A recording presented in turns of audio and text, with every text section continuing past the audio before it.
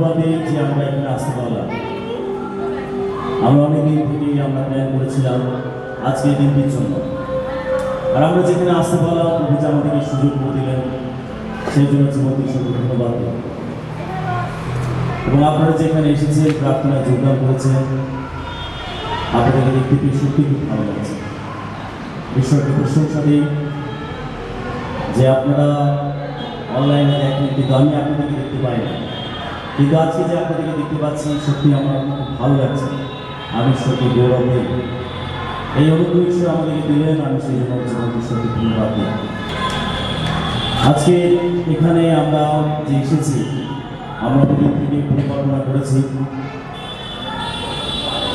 আমরা এই নভেম্বর মাস ধরে আমরা বিভিন্ন জায়গায় রিভাইভাল মিটিং করছি। আর এর আগে আমরা রায়চুরি করেছি, বাগানে করেছি, আর আজকে আমরা এই কাটোয়া বর্তমানে আমরা করতে চলেছি। তো ঈশ্বরকে ধন্যবাদ দিই। যাই হোক, আমাদেরকে জানতে হবে যে যখন আমরা ঈশ্বরের কাছে আসি তার আরাধনা প্রশংসা করতে, আর তখন যে ফাঁকা জায়গাগুলো থাকে সেখানে স্বর্গের দূতেরা সেখানে উপস্থিত থাকে আমাদের সঙ্গে ঈশ্বরের প্রশংসা করার জন্য। আর এটা একটা চমৎকার বিষয়, যদিও আমরা তাদেরকে রক্ত মাংসের চোখ দিয়ে দেখতে পাই না, কেননা তারা আত্মিক সত্তা, তার আত্মা, আর সেই জন্য আমরা তাদেরকে রক্ত মাংসের চোখ দিয়ে দেখতে পাই না। তো যদিও আমরা তাদের দেখতে পাই না, কিন্তু তারা আমাদের সঙ্গে রয়েছে জীবন ঈশ্বর প্রশংসা করার জন্য। তো আসুন আমরা সময় শুরু করি। আর শুরুতে আমরা ঈশ্বরের বাক্য থেকে একটু চোখ রাখবো, আর তারপরে আমরা শুরু করবো। আমরা চিরনীয় ভাববাদী তার 17 অধ্যায় 9 এবং 10 পদ আমরা দেখব। চিরনীয় ভাববাদী তার 17 অধ্যায় 9 এবং 10 পদ। সবার কাছে বাইবেল আছে তো? আমেন। আমি সবাইকে এনকারেজ করি যেন আমাদের নিজস্ব ব্যক্তিগত বাইবেল থাকে, যেটা আমার ব্যক্তিগত হবে। কে কখন পড়া শেষ করে তারপরে আমি সুযোগ পাবো, যেন এটা না হয়। যদি বাড়িতে 5 জন মেম্বার থাকে, যেন 5 জনেরই বাইবেল থাকে। একটা পরিবারে একটা বাইবেল যথেষ্ট নয়, একটা পরিবারে যতগুলো মেম্বার ততগুলো বাইবেল প্রয়োজন আছে, যেন আমার যখন ইচ্ছা আমি তখন বাইবেল পড়তে পারি। আমি যেখানে যাই যেন বাইবেলটাকে ক্যারি করে নিয়ে যেতে পারি। এটা আমার ব্যক্তিগত। যদি একটা পরিবারে একটা বাইবেল থাকে, তাহলে কখন স্বামী পড়া শেষ হবে তবে স্ত্রী পড়ার সুযোগ পাবে, কখন বাবা মায়ের পড়া শেষ হবে তারপর সন্তানরা পড়ার সুযোগ পাবে। কিন্তু এরকম যেন না হয়, আমাদের ব্যক্তিগত বাইবেল ঈশ্বরের বাক্য থাকে। আমেন। আমাদের কি চিরনীয় তার 17 অধ্যায় 9-10 পদে লেখা আছে, অন্তঃকরণ সর্বাপেক্ষা বঞ্চ, তাহার রোগ অপ্রতিকার্য, কে তাহা জানতে পারে? আমি সদাপ্রভু অন্তঃকরণে অনুসন্ধান করি, আমি মর্মের পরীক্ষা করি, আমি প্রত্যেক মনুষ্যকে আপন আপন আচরণ অনুসারে আপন আপন কর্মের ফল দিয়া দেন। আমরা দেখি যে ঈশ্বর তিনি আমাদের অন্তঃকরণের প্রতি দৃষ্টিপাত করে থাকেন। ঈশ্বর আমাদের অন্তরকে পেতে চান। ঈশ্বর অন্তঃকরণের প্রতি বেশি আগ্রহী। আমরা কি বেশভূষা পরে আছি, আমাদের জাগতিক কি সম্পদ আছে, আমাদের জাগতিক কি সম্পত্তি আছে, আমাদের জাগতিক কত অলংকার রয়েছে, জাগতিকভাবে আমরা কতটা সেজে গুজে আছি, সেটার প্রতি ঈশ্বর আগ্রহী নয়। ঈশ্বর আগ্রহী আমাদের অন্তঃকরণ।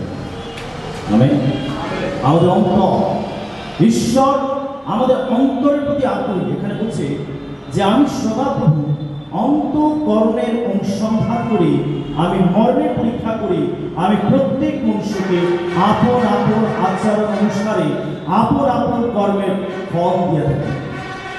তিনি আমাদের অন্তঃকরণের অনুসন্ধান করে। আমরা কি অন্তর নিয়ে তার কাছে এসেছি, কি অন্তর নিয়ে আমরা তাকে পেতে চাইছি, তিনি সেটার প্রতি বেশি আগ্রহী। আজকে আমরা কি অন্তর নিয়ে প্রভুর কাছে এসেছি, প্রভু সেটাকে দেখেন। কি অন্তর নিয়ে আমরা তার কাছে এসেছি, তিনি আমাদের অন্তরের প্রতি দৃষ্টিপাত করেন।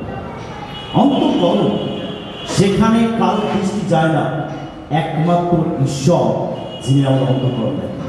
আমেন। আমরা যদি আরো দেখি, আমরা প্রথম সময়ের তার 7 পত্র দেখি। প্রথম সময়ের তার 7 পদ। কিন্তু সদাপ্রভু সময়েলকে কহিলেন, তুমি উহার মুখশ্রী বা কায়িক দীর্ঘতার প্রতি দৃষ্টি করিও না, কারণ আমি উহাকে অগ্রাহ্য করিলাম। কেননা মনুষ্য যাহা দেখে তাহা কিছু নয়, যেহেতু মনুষ্য প্রত্যক্ষ বিষয়ের প্রতি দৃষ্টি করে, কিন্তু সদাপ্রভু অন্তঃকরণের প্রতি দৃষ্টি করে। আমেন। এখানে শমূয়েল ভাওবাদী ইসরায়েলের রাজা রূপে তিনি অভিষেক করতে গেছিলেন। আর ঈশ্বর যিশয়ের যে 7 পুত্র ছিল তাদের প্রত্যেককে শমূয়েল ভাওবাদীর সামনে থেকে নিয়ে যাচ্ছিল। আর যখন প্রথম ছেলে এসেছিল, আর প্রথম ছেলে ইলিয়া, প্রথম ছেলে হচ্ছে ইলিয়া যখন শমূয়েল ভাওবাদীর সামনে আসলো, সে খুব লম্বা চওড়া ছিল, দেখতে খুব সুন্দর ছিল।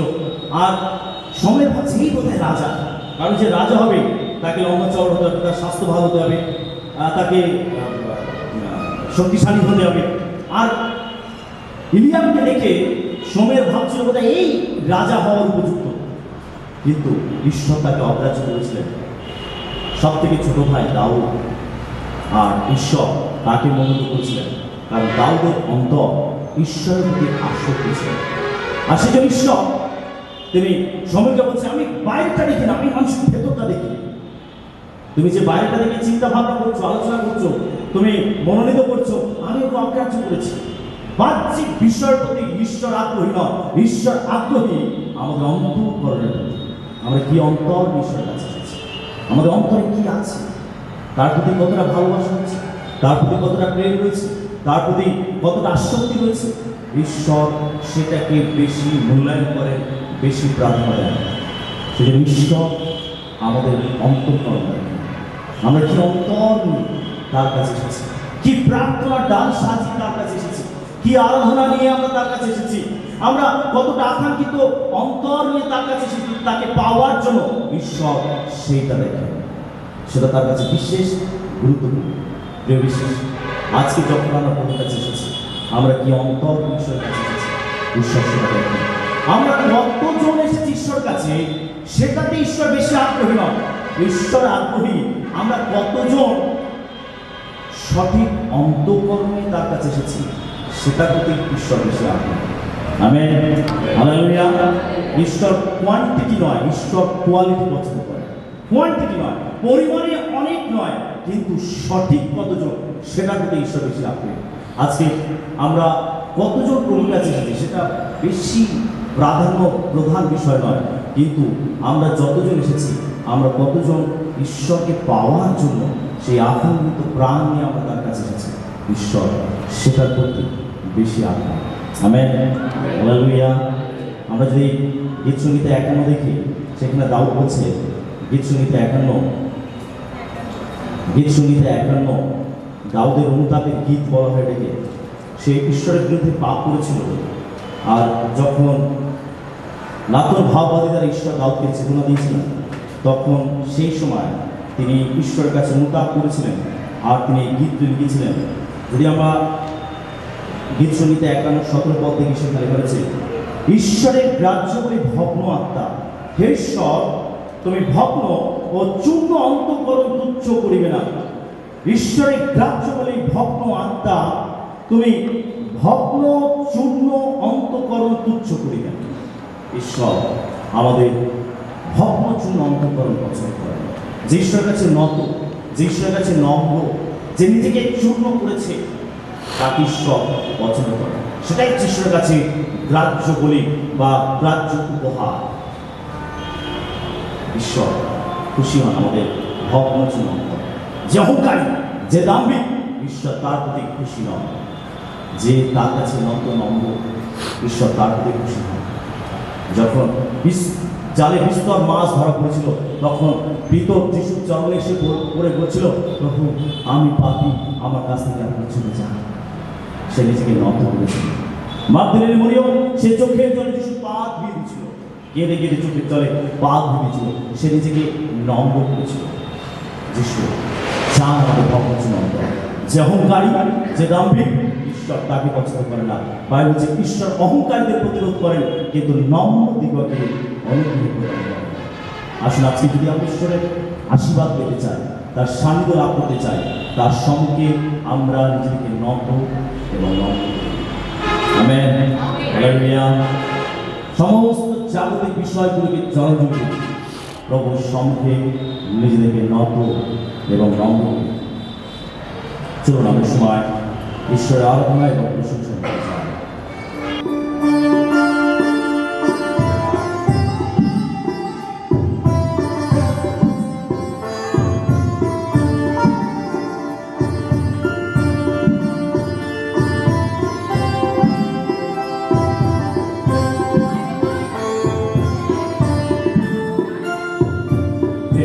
সৌভাগ্যে আমি এসেছি, প্রভু তোমার চরণে এসেছি।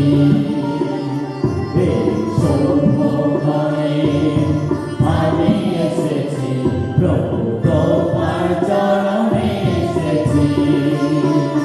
তোমার আরো কাছে পেতে এসেছি, তোমার আরো কাছে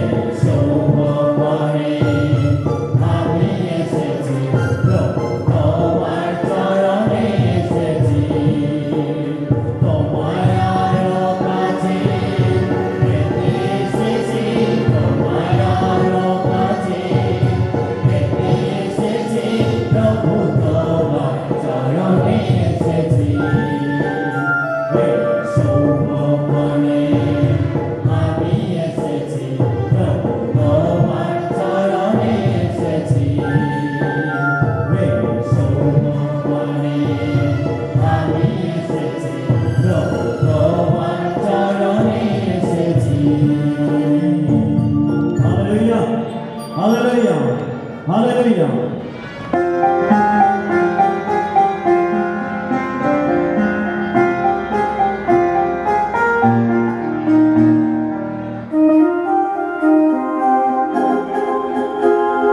সদা প্রভু জীবনে পালো আমার, তুমি প্রভু আধারে আলো আমার, তাই গাই জয়গান তোমারি নামে, তাই গাই জয়গান তোমারি নামে। সবাইকে সদা প্রভু জীবনে পালো আমার, তুমি প্রভু আধারে আলো আমার, তাই গাই জয়গান তোমারি নামে, তাই গাই জয়গান তোমারি নামে।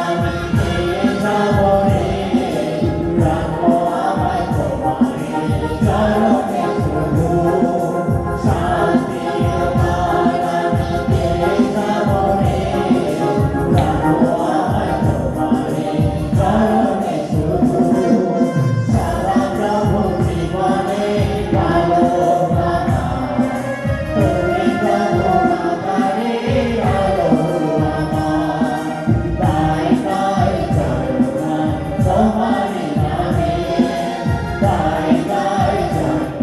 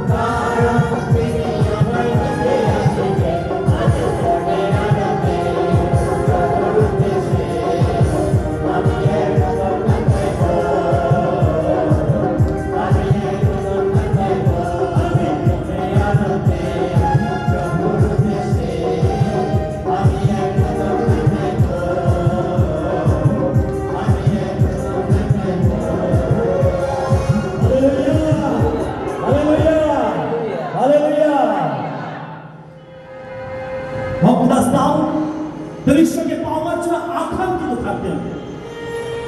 তিনি এইভাবে প্রার্থনা করতেন, হরি যেমন জলচুতা আকাঙ্ক্ষা করে তেমন হে ঈশ্বর আমার প্রাণ তোমার জন্য আকাঙ্ক্ষা করিতেছে। ঈশ্বরের জন্য, জীবন ঈশ্বরের জন্য আমার প্রাণ তৃষ্ণার্ত, আমার মাংস লড়াইত, আমি কখন আসিয়া তাহার সঙ্গে উপস্থিত হইব। দাউদের হৃদয়ে গভীর আকাঙ্ক্ষা ছিল ঈশ্বরকে পাওয়ার জন্য। আসলে আজকেও আমরা দাউদের মতো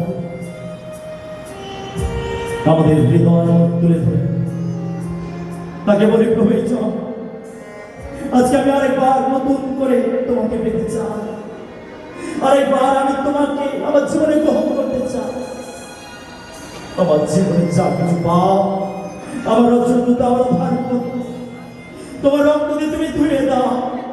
আজকে তুমি আরেকবার আমাকে নতুন করে দাও, আরেকবার তুমি আমাকে স্পর্শ করো, আমার জীবনকে বদলে দাও। আমি যা কিছু পাপ করেছি আমি তোমার কাছে নিজেকে সঁপে দিই, তুমি ক্ষমা করে দাও আমার পাপ। প্রভু তুমি আমাকে স্পর্শ করো, আমার হৃদয়কে খুলে দাও। তাকে আহ্বান করেছিস, আমাদের হৃদয় আহ্বান করো। তিনি জগতের মুক্তিদাতা, তিনি জগতের উদ্ধারকর্তা। আমাদের হৃদয়কে তার কাছে খুলে তাকে আহ্বান করো। তিনি বলেন তোমরা আমাকে আহ্বান করবে, আমি তোমাকে উত্তর দিব। আজকে আমাদের হৃদয় খুলে তাকে আমাদের হৃদয় ডাকা প্রয়োজন আছে। এসো যিশু আমার অন্তরে, আমার জীবনে তুমি এসো, অদ্ভুত কাজ করো আমার জীবনে, বদলে দাও আমার জীবন। এসো প্রভু যিশু আমার কাছে এসো, এসো প্রভু যিশু আমার কাছে এসো। ওরে দাদা তুমি যাবে, ওরে দাদা তুমি যাবে, ওরে দাদা শোনো প্রার্থনা, শোনো প্রার্থনা, জগতে ওরে দাদা এসো প্রভু যিশু আমার কাছে এসো, এসো প্রভু যিশু আমার কাছে এসো। মুক্তিদাতা তুমি জগতে মুক্তিদাতা, তুমি জগতে মুক্তিদাতা,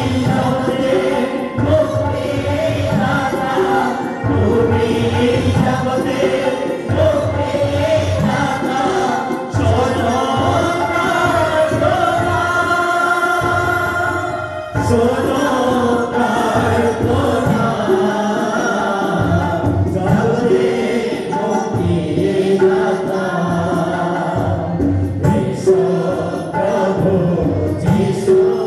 এসো প্রভু যিশু। এসো প্রভু যিশু আমার কাছে এসো।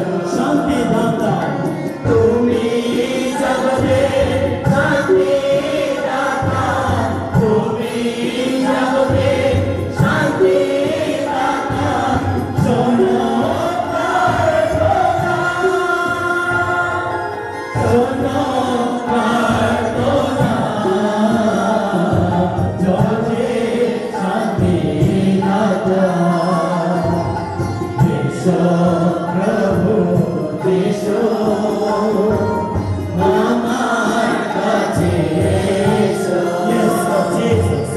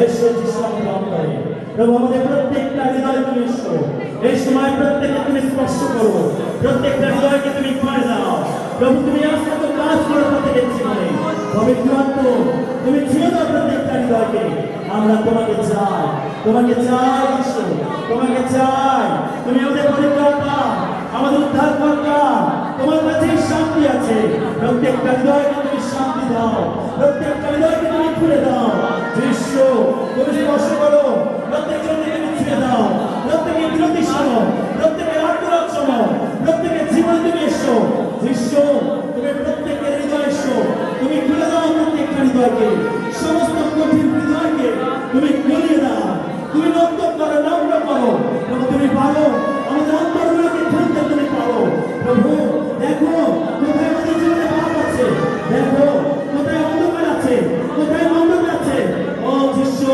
তুমি আমাদের সমস্ত পাপ ধুয়ে দাও আমাদের অন্তরে ধুয়ে দাও নতুন জীবন দাও স্বর্গীয় জীবন দাও বদলে দাও আমাদের জীবন যিশু এসো আমরা অন্তরে এসো আমরা তোমাকে চাই প্রভু তোমাকে চাই এসো প্রভু আমাদের অন্তর এসো ছুঁয়ে দাও প্রত্যেকটা হৃদয় তুমি ছুঁয়ে দাও আমরা তোমার স্পর্শ চাই আমাদেরকে তুমি ছুঁয়ে দাও আজকে আমরা আকাঙ্ক্ষিত তোমাকে পাওয়া চাই তাই তো দৌড়ে এসেছি তোমার কাছে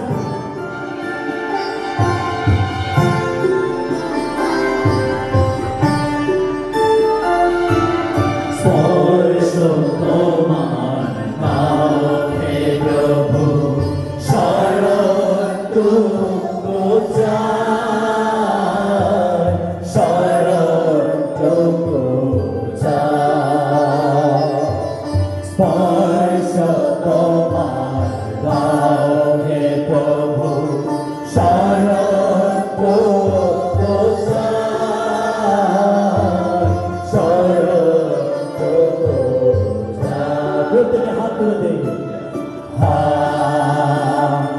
Hallelujah. Hallelujah.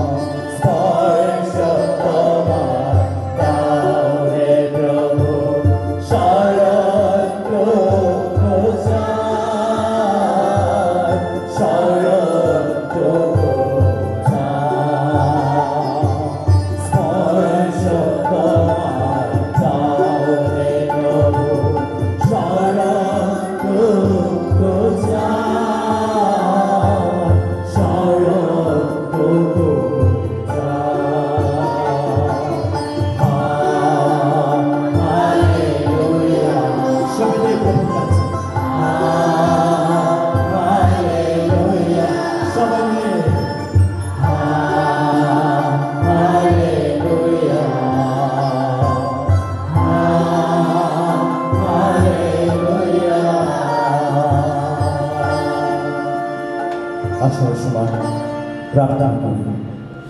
তোমার আত্মা দিয়ে আমাদেরকে শক্তিযুক্ত করলে প্রভু, তোমার উপস্থিতির মধ্যে আমাদেরকে নিয়ে আসলে প্রভু, তোমাকে ধন্যবাদ দেব।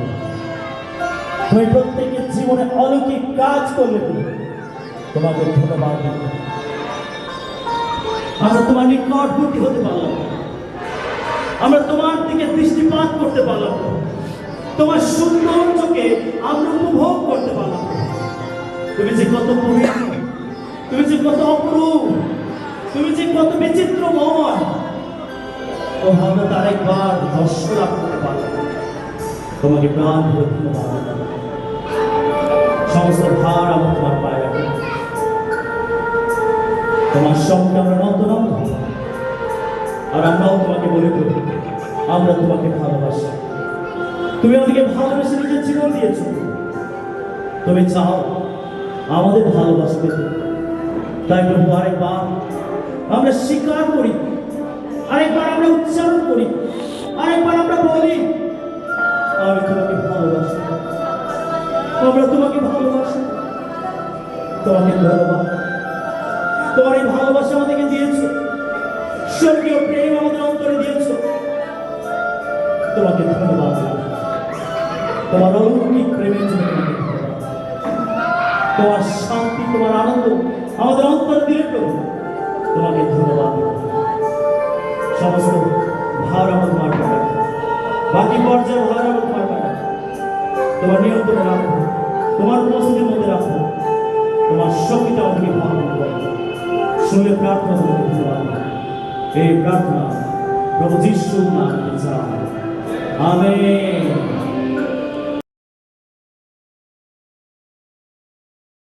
হালেলুয়া। কি আপনারা খুশি খুশি আছেন? খুশি খুশি আছে? হ্যাঁ, খুশি খুশি আছেন? আপনি জগৎ থেকে পৃথক হয়েছেন, এই সময়টা প্রভুকে দিতে এসেছেন, আপনি সাড়া দিয়েছেন, প্রভু ডেকেছেন আপনার নাম ধরে, আর আপনি বলেছেন এই তো প্রভু আমি। আপনি আওয়াজ দিয়েছেন। যখন ঈশ্বর সময়কে রাখছিলেন, সময় সময় সময় বুঝতে পারছিল না যে ঈশ্বর রাখছেন। এলি যাজকের কাছে বলে গেছেন, প্রভু আপনি কি আমাকে রাখছেন? না, আমি তো তোমাকে রাখিনি। এইভাবে 3 বার যখন ঈশ্বর ডাকলো, তখন এলি বুঝতে পারলো যে ঈশ্বর ডাকছে। তখন তিনি শিখিয়ে দিলেন সময়কে, এবার যদি তোমাকে প্রভু রাখে, তিনি বলে হ্যাঁ প্রভু বলুন, আপনার দাস শুনছে। যখন ঈশ্বর ডাকবেন সময় সময়, তখন সময় বলছে হ্যাঁ প্রভু বলুন, আপনার দাস শুনছে। Amen, hallelujah. দাসী যখন প্রভু আপনার নাম ধরে ডেকেছেন, আপনি বলেছেন হ্যাঁ প্রভু বলুন, আপনার দাস শুনছে। আপনি বলেছেন হ্যাঁ প্রভু বলুন, আপনার দাস শুনছে। আপনি শুনেছেন, আর প্রভুর কাছে আপনি এসেছেন। তো ধন্যবাদ। তো চলুন আমরা সবাই ঈশ্বরের বাক্য দিতে চাই। আমরা কতজন ঈশ্বরের বাক্য শুনতে চাই? কতজন? ধন্যবাদ। ঈশ্বরের বাক্য হলো আমাদের আত্মার খাদ্য।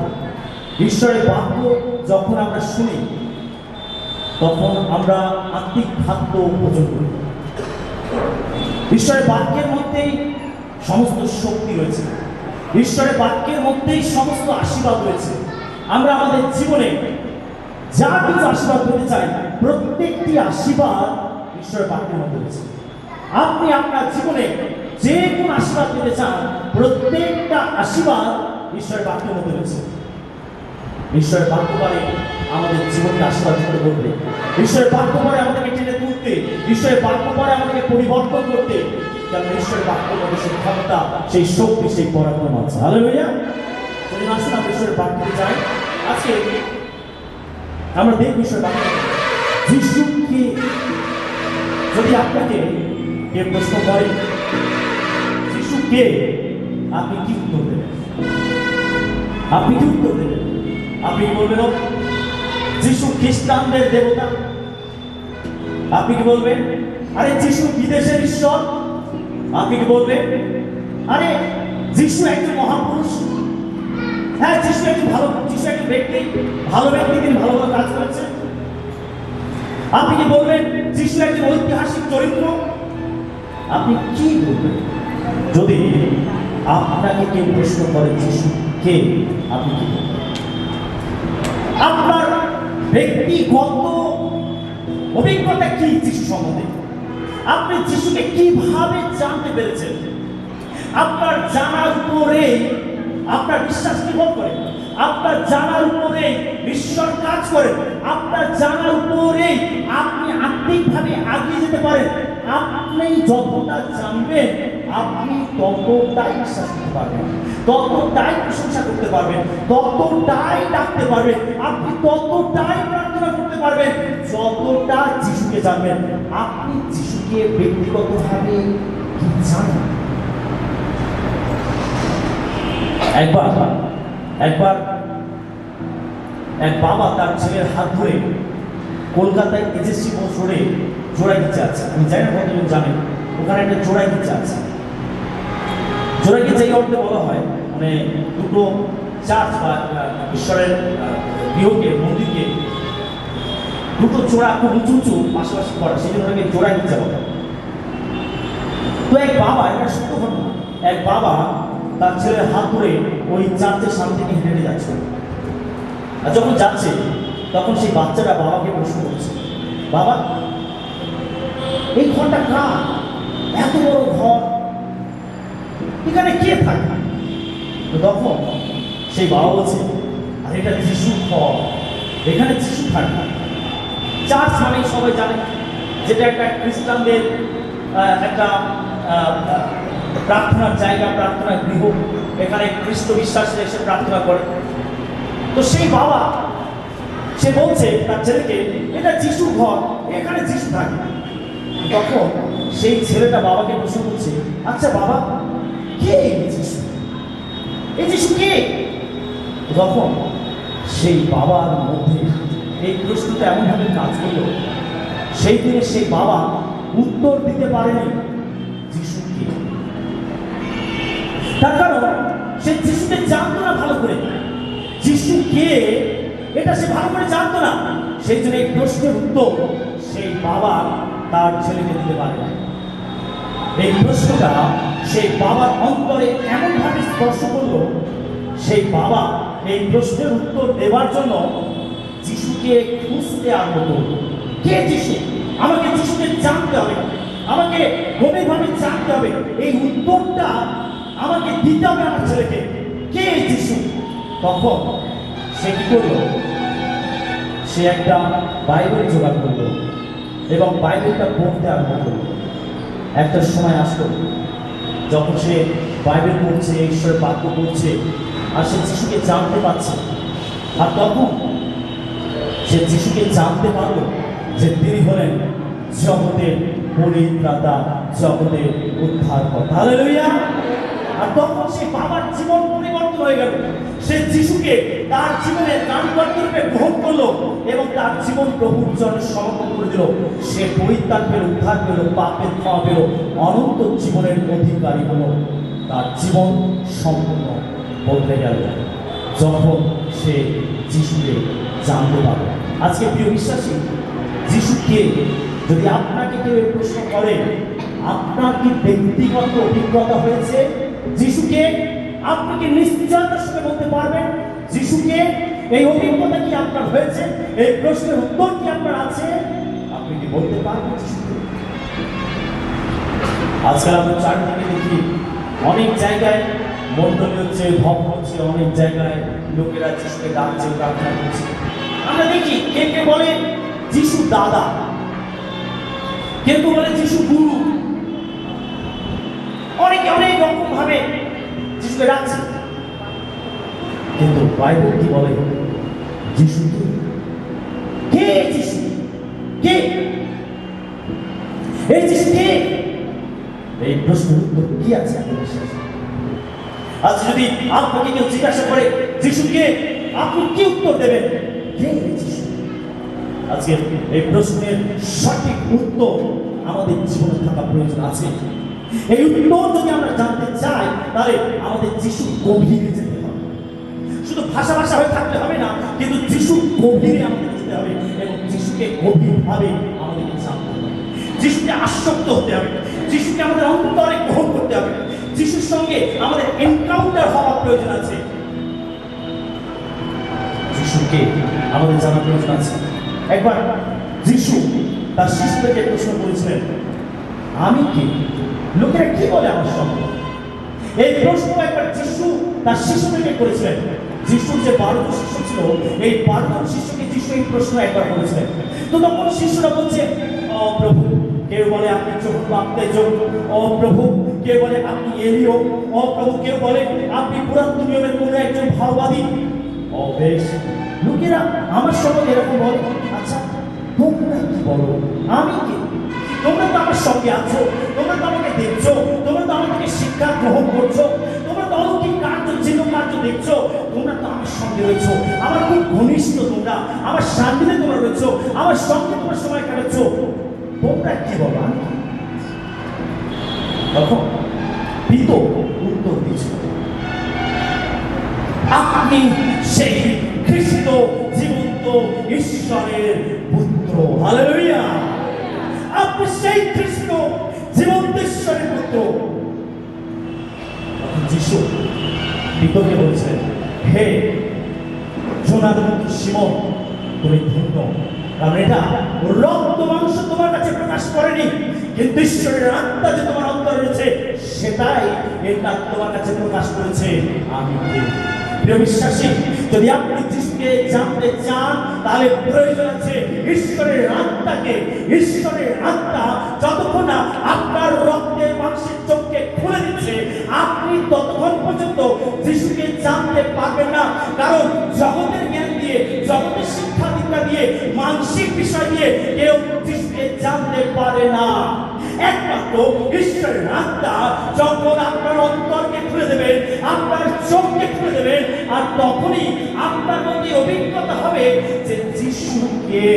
তিনি আমার পরিত্রাতা, তিনি আমার উদ্ধারকর্তা, তিনি আমার পাপকে ক্ষমা করতে পারেন, তিনি আমার জীবনকে পরিবর্তন করতে পারেন, তিনি আমাকে নতুন করতে পারেন। তার কাছেই যে পরিত্রাণ আছে।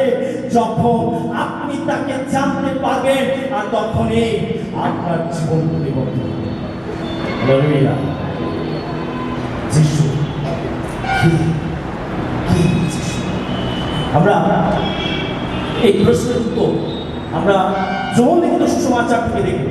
এই প্রশ্নের উত্তর আমরা যোহন লিখিত সুসমাচার থেকে দেখব, যেখানে যিশু বেশ কিছু জায়গায় তিনি নিজের সম্বন্ধে দাবি করেছেন, আমি।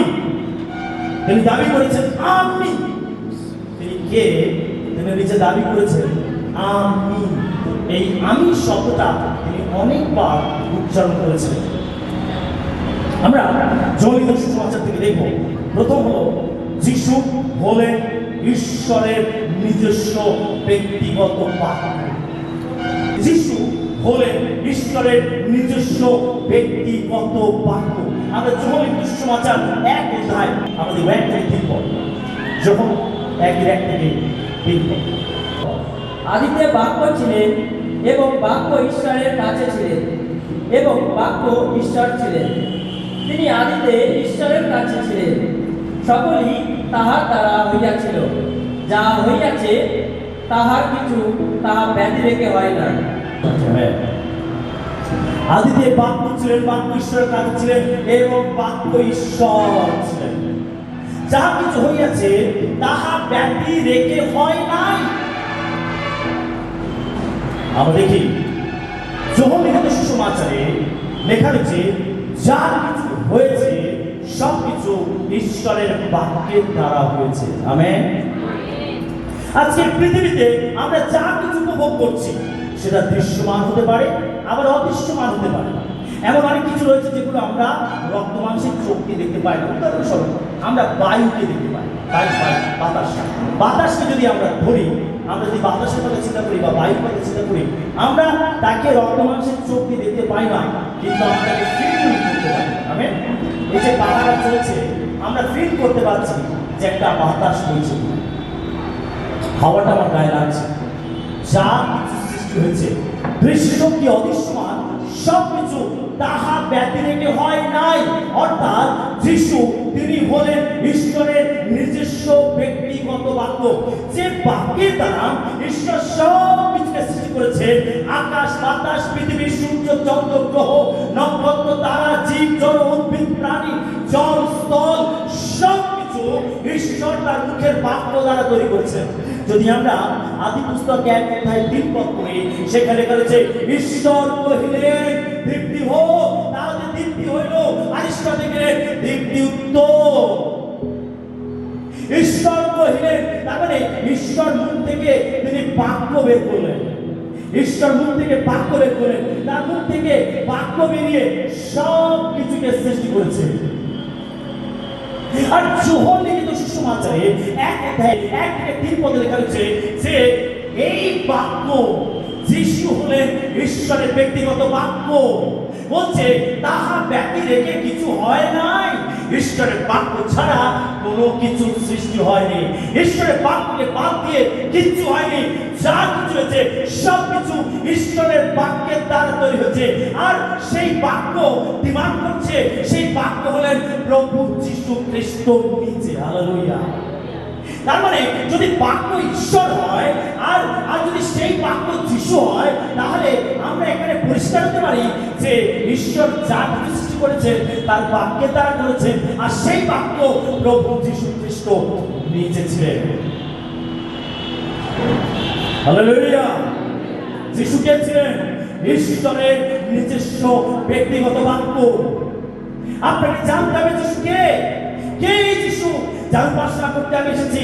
কে যিশু? যার কাছে প্রার্থনা করতে এসেছি। কে যিশু? যিনি আমার সমস্যার সমাধান করেন। কে যিশু? যিনি আমার পাপকে ক্ষমা করেন। আপনাকে জানতে হবে সেই যিশুকে। তিনি হলেন ঈশ্বরের ব্যক্তিগত নিজস্ব বাক্য, যে বাক্য দ্বারা তিনি সব কিছু সৃষ্টি করেছেন। যিশু হলেন সেই বাক্য। আমেন। হালেলুয়া। যিশু হলেন সেই বাক্য। যদি আমরা প্রকাশিত বাক্য তার 19:13 পড়ি, প্রকাশিত বাক্য তার 19:13, সেখানে যিশুকে এই নামে ডাকা হচ্ছে ঈশ্বরের বাক্য। আর তিনি রক্তে ডুবানো বস্ত্র পরিহিত এবং ঈশ্বরের বাক্য এই নামে আখ্যাত। আমেন। যখন আপনি স্বর্গেতে যাব, আমরা সকলে যখন স্বর্গেতে যাব, কতজন স্বর্গেতে যাবে? কতজন? আমি স্বর্গেতে যাবো, হাত তুলবো। সত্যি নিশ্চয়তা আছে আমার মধ্যে, স্বর্গে যাবো। যদি আপনি যিশুকে বিশ্বাস করেন, আপনি স্বর্গেতে যাবেনই যাবেন। আমেন। হালেলুয়া। হালেলুয়া। আপনি স্বর্গে যাবেনই যাবেন। কেউ আপনাকে বেঁধে রাখতে পারবে না, ধরে রাখতে পারবে না, যদি আপনি যিশুকে বিশ্বাস করেছেন, আপনি তাকে ত্রাণকর্তা রূপে গ্রহণ করেছেন, আপনি স্বর্গে যাবেনই যাবেন। কিন্তু যে কেউ যদি কেউ বিশ্বাস না করে, তাকে হৃদয়ে ত্রাণকর্তা রূপে গ্রহণ না করে, তাহলে সে স্বর্গে যেতে পারবে না। সে আপনার স্বামী হতে পারে, স্ত্রী হতে পারে, ছেলে মেয়ে হতে পারে, পরিবারের প্রিয়জন হতে পারে, যে কেউ হতে পারে। যদি তারা যিশুকে বিশ্বাস না করে, তারা স্বর্গে যেতে পারবে না। আমেন। হালেলুয়া। একজনকে ছেড়ে দেওয়া হবে, আরেকজনকে তুলে নেওয়া হবে। দুইজন যাত্রা পিছবে, একজনকে ছেড়ে দেওয়া হবে, আরেকজনকে তুলে নেওয়া হবে। দুইজন খেতে কাজ করবে, একজনকে ছেড়ে দেওয়া হবে, একজনকে তুলে নেওয়া হবে। যাকে তুলে নেওয়া হবে সে হবে একজন বিশ্বাসী, আর যাকে ছেড়ে দেওয়া হবে সে কখনো যিশুকে তার জীবনে তার কর্তব্যে গ্রহণ করে। যদি আপনি যিশুকে গ্রহণ করেছেন, বিশ্বাস করেছেন, আপনি স্বর্গে যাবেন। আর যদি বিশ্বাস না করেন, আপনি স্বর্গে যেতে পারবেন না। আমেন। হালেলুয়া। তো যখন আমরা স্বর্গেতে যাব, আমরা দেখতে পাবো যিশুর আরেকটি নাম। কি নাম? ঈশ্বরের বাক্য।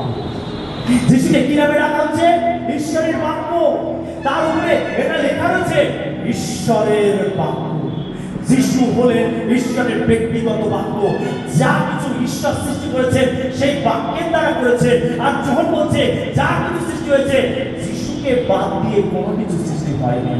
তাহলে যিশু হলেন ঈশ্বরের ব্যক্তিগত বাক্য।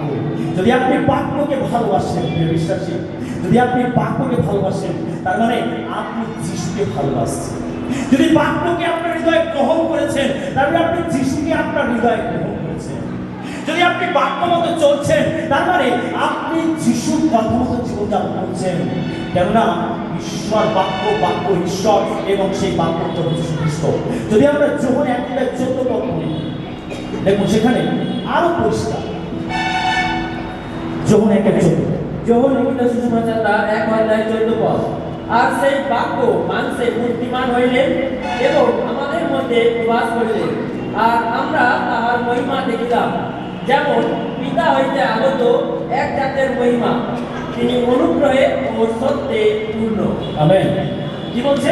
বলছে সেই বাক্য, যে বাক্যের দ্বারা সব কিছু সৃষ্টি হয়েছে, যে বাক্যের দ্বারা ঈশ্বর সব কিছু সৃষ্টি করেছে, সেই বাক্য মানুষের রূপান্তর হলো, মানুষের রূপ ধারণ করলো, আর তাকে আমরা বলছি যিশু। হালেলুয়া। যে বাক্যের দ্বারা ঈশ্বর সব কিছু সৃষ্টি করেছেন, সেই নিজস্ব ব্যক্তিগত বাক্য, সেই বাক্য এখন মানুষের দেহ ধারণ করেছে, সেই বাক্য এখন মানুষের রূপ নিয়েছে, আর তাকে আমরা বলছি যিশু। পরিষ্কার আমরা আছে বিষয়টা। যিশু কে ছিলেন? এক নম্বর উত্তর কি হবে? কে ছিলেন? কে ছিলেন? জোরে বলি। আমি প্রশ্ন করবো, আপনি উত্তর দিতে হবে, তাহলে বুঝবো আপনারা শুনছেন। এমনি না শুনলে খুঁজিয়ে ঢোকাবো আপনাদের, যেন আপনি শূন্য হয়ে এখান থেকে না ফেরেন, কিন্তু পূর্ণ হয়ে উঠতে পারেন। আমেন। আপনি প্রভুর কাছে যেন কিছু নিয়ে যেতে পারেন। আপনি এসেছেন খালি হাতে, খন্ডনে হাতে প্রভুর কাছে এসেছেন, কিন্তু যখন যাবেন একেবারে কাঁধে চাপিয়ে এইভাবে এইভাবে যাবেন। কারণ প্রভুর কাছে যখন আমরা আসি, আমাদেরকে তিনি শূন্য হাতে ফেরান না, তিনি পূর্ণ করে ফেরান। হালেলুয়া। তাই যিশু যোহন 10:10 বলছে, চোর আইসে কেবল যেন চুরি বধ ও বিনাশ করতে পারে, কিন্তু আমি আসিয়াছি যেন তারা জীবন পায় এবং উপজয় পায়। আমেন। তিনি উচ্ছিষ্ট আশীর্বাদ আমাদের জীবনে দেন, যেটা আমরা ধরে রাখতে পারি না, যেটা আমরা ক্যারি করতে পারি না, তিনি অতিরিক্ত আশীর্বাদ দিয়ে আমাদের ধরে দেন। সেটা আপনি শূন্য হাতে প্রভুর কাছে এসেছেন, কিন্তু যখন ফিরবেন তখন পূর্ণ হয়ে নামে। তাই আমি চাই যে আপনি কিছু নিয়ে যেতে পারেন, নিয়ে যেতে পারেন, যেটা আপনার অন্তরে থাকে। আপনি অন্তরে কিছু নিয়ে যাবেন। সেই জন্য আমি আপনাকে প্রশ্ন করবো যে আপনারা শুনছেন যিশু কে ছিলেন? এক নম্বর উত্তর কি হবে? হ্যাঁ, আমেন। এটা একটা সঠিক। ঈশ্বরের নিজস্ব ব্যক্তিগত বাক্য। ঈশ্বর অনেক সময় তার লোকেদের সঙ্গে কথা বলেছেন, সেটাও ঈশ্বরের বাক্য, কিন্তু যখন যিশুর বিষয়টা আসে, তখন আমাদেরকে বুঝতে হবে যিশু হলেন ঈশ্বরের একদম নিজস্ব ব্যক্তিগত বাক্য। যদি ঈশ্বরের এই বাক্য না থাকতো, আজকে পৃথিবীর সৃষ্টি হতো না, আজকে আমি আপনি এই সুন্দর পৃথিবীতে থাকতে পারতাম না, উপভোগ করতে পারতাম না, ব্যবহার করতে পারতাম না, ঈশ্বরের বাক্য না। সেই জন্য যখন ঈশ্বরের কাছে আসি, যেন ঈশ্বরের বাক্যের জন্য তাকে ধন্যবাদ দিই। তবু তোমাকে ধন্যবাদ দিই তোমার বাক্যের জন্য, তোমার গৌরব করি তোমার বাক্যের জন্য। তোমার বাক্য দ্বারা তুমি সব কিছু সৃষ্টি করেছো, আমি তোমার বাক্যের জন্য তোমার প্রশংসা করি।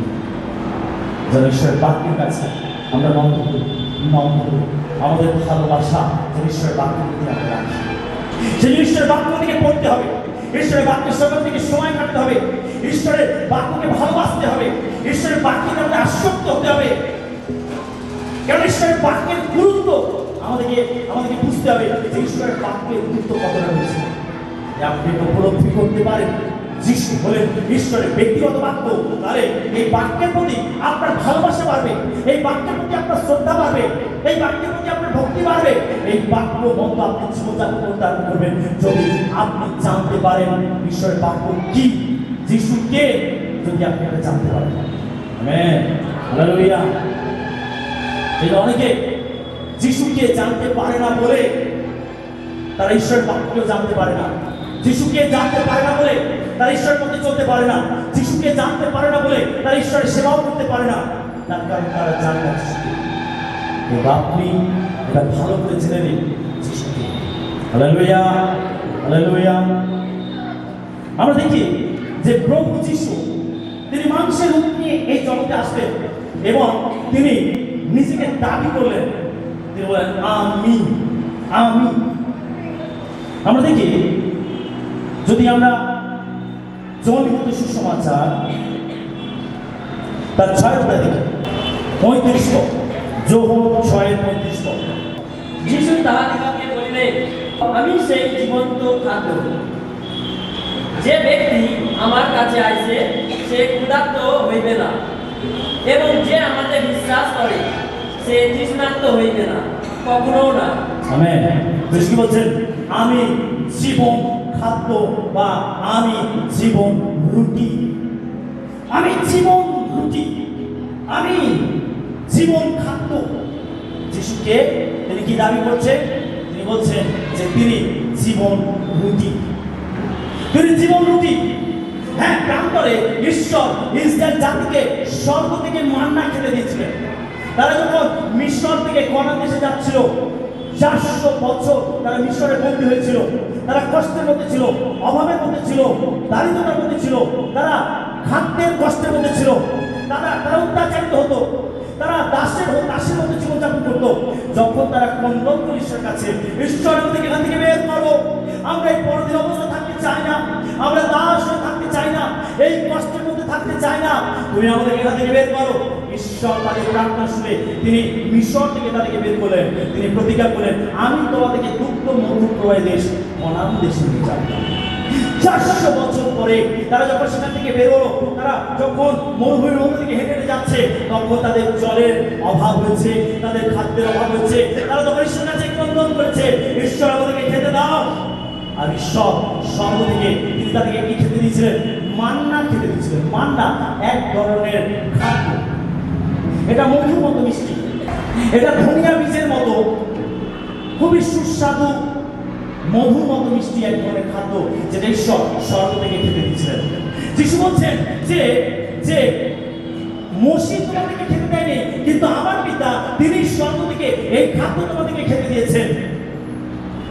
সেই খাদ্য ইসরায়েল জাতি খেয়েছিল এবং তারা মারাও গেছিল, কিন্তু যিশু বলছেন, আমি জীবন খাদ্য, যে আমাকে খাবে সে অনন্ত কাল ধরে বেঁচে থাকবে। Hallelujah, hallelujah.